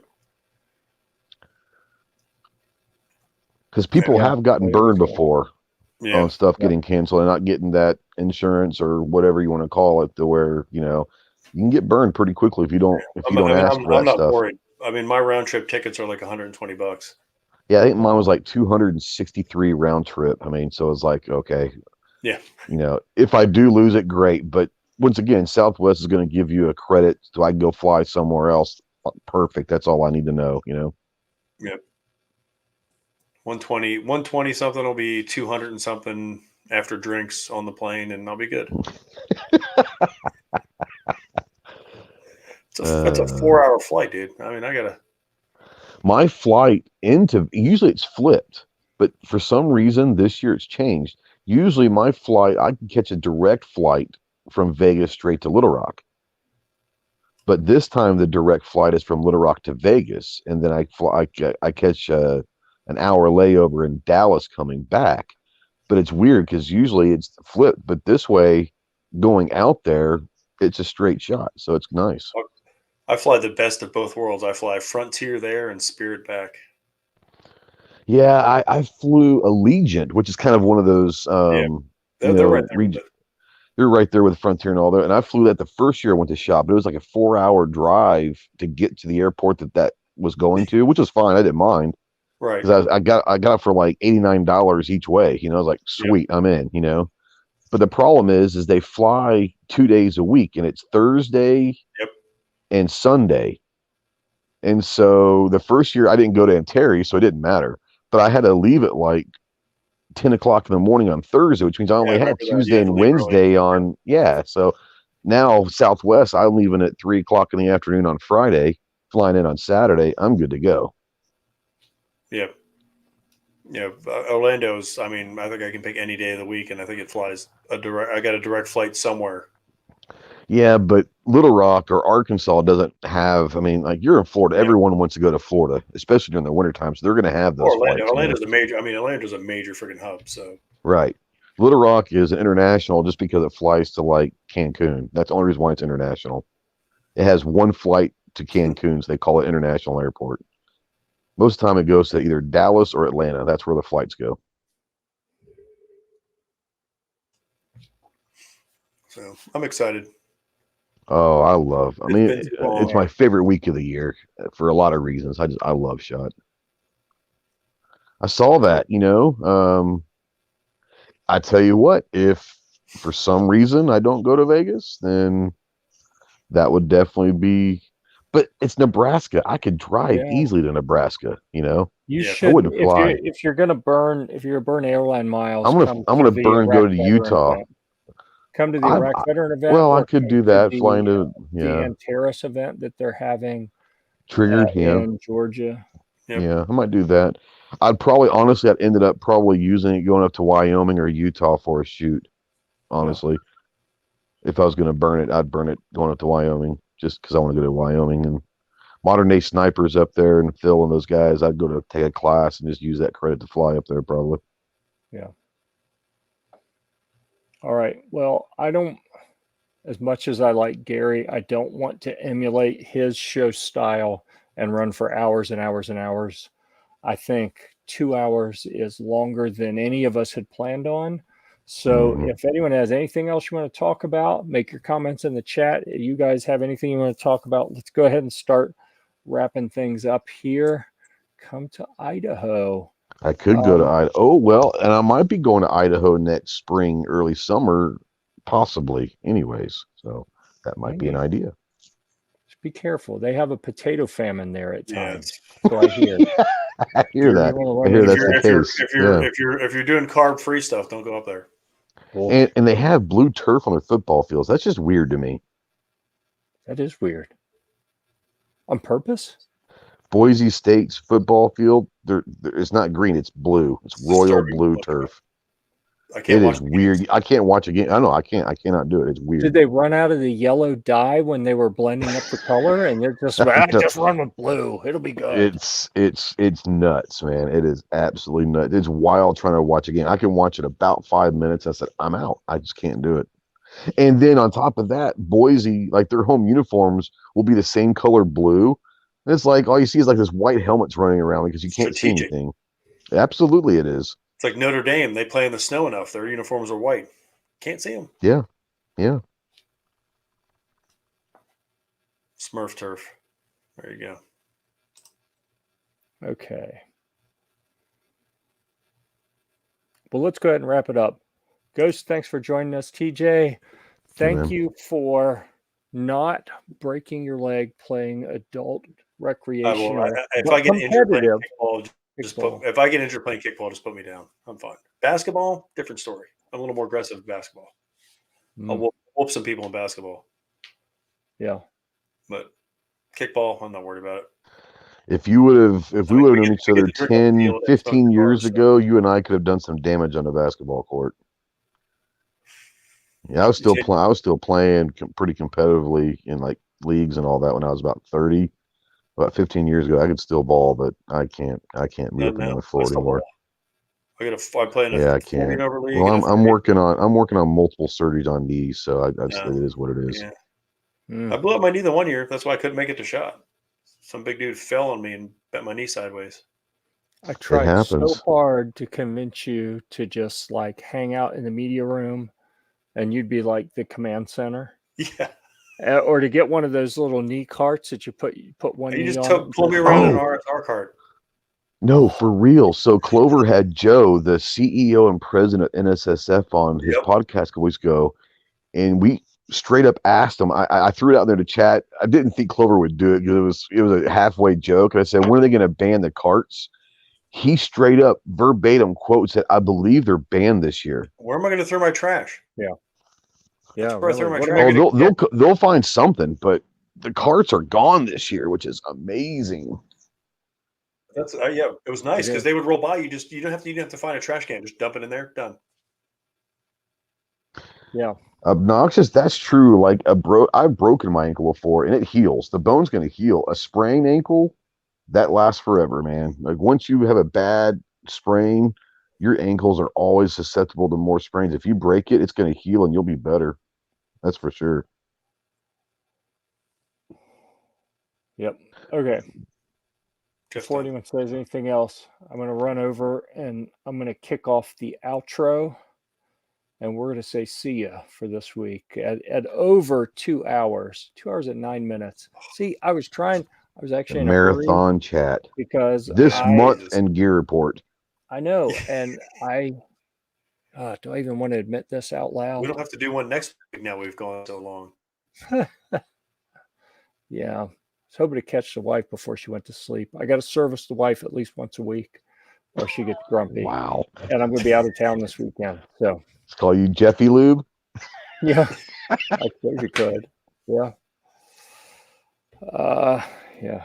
Oh, what was that? Oh, that's not very good.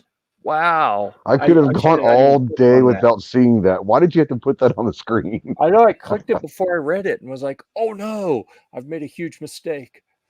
I can't. I'm not gonna be able to sleep tonight. Yep. No, All right. I'm not. We're taking that stuff down. Why There you don't I go. even click all that? All right, let me find the outro. I'm going to hit it. Are you ready? Peace.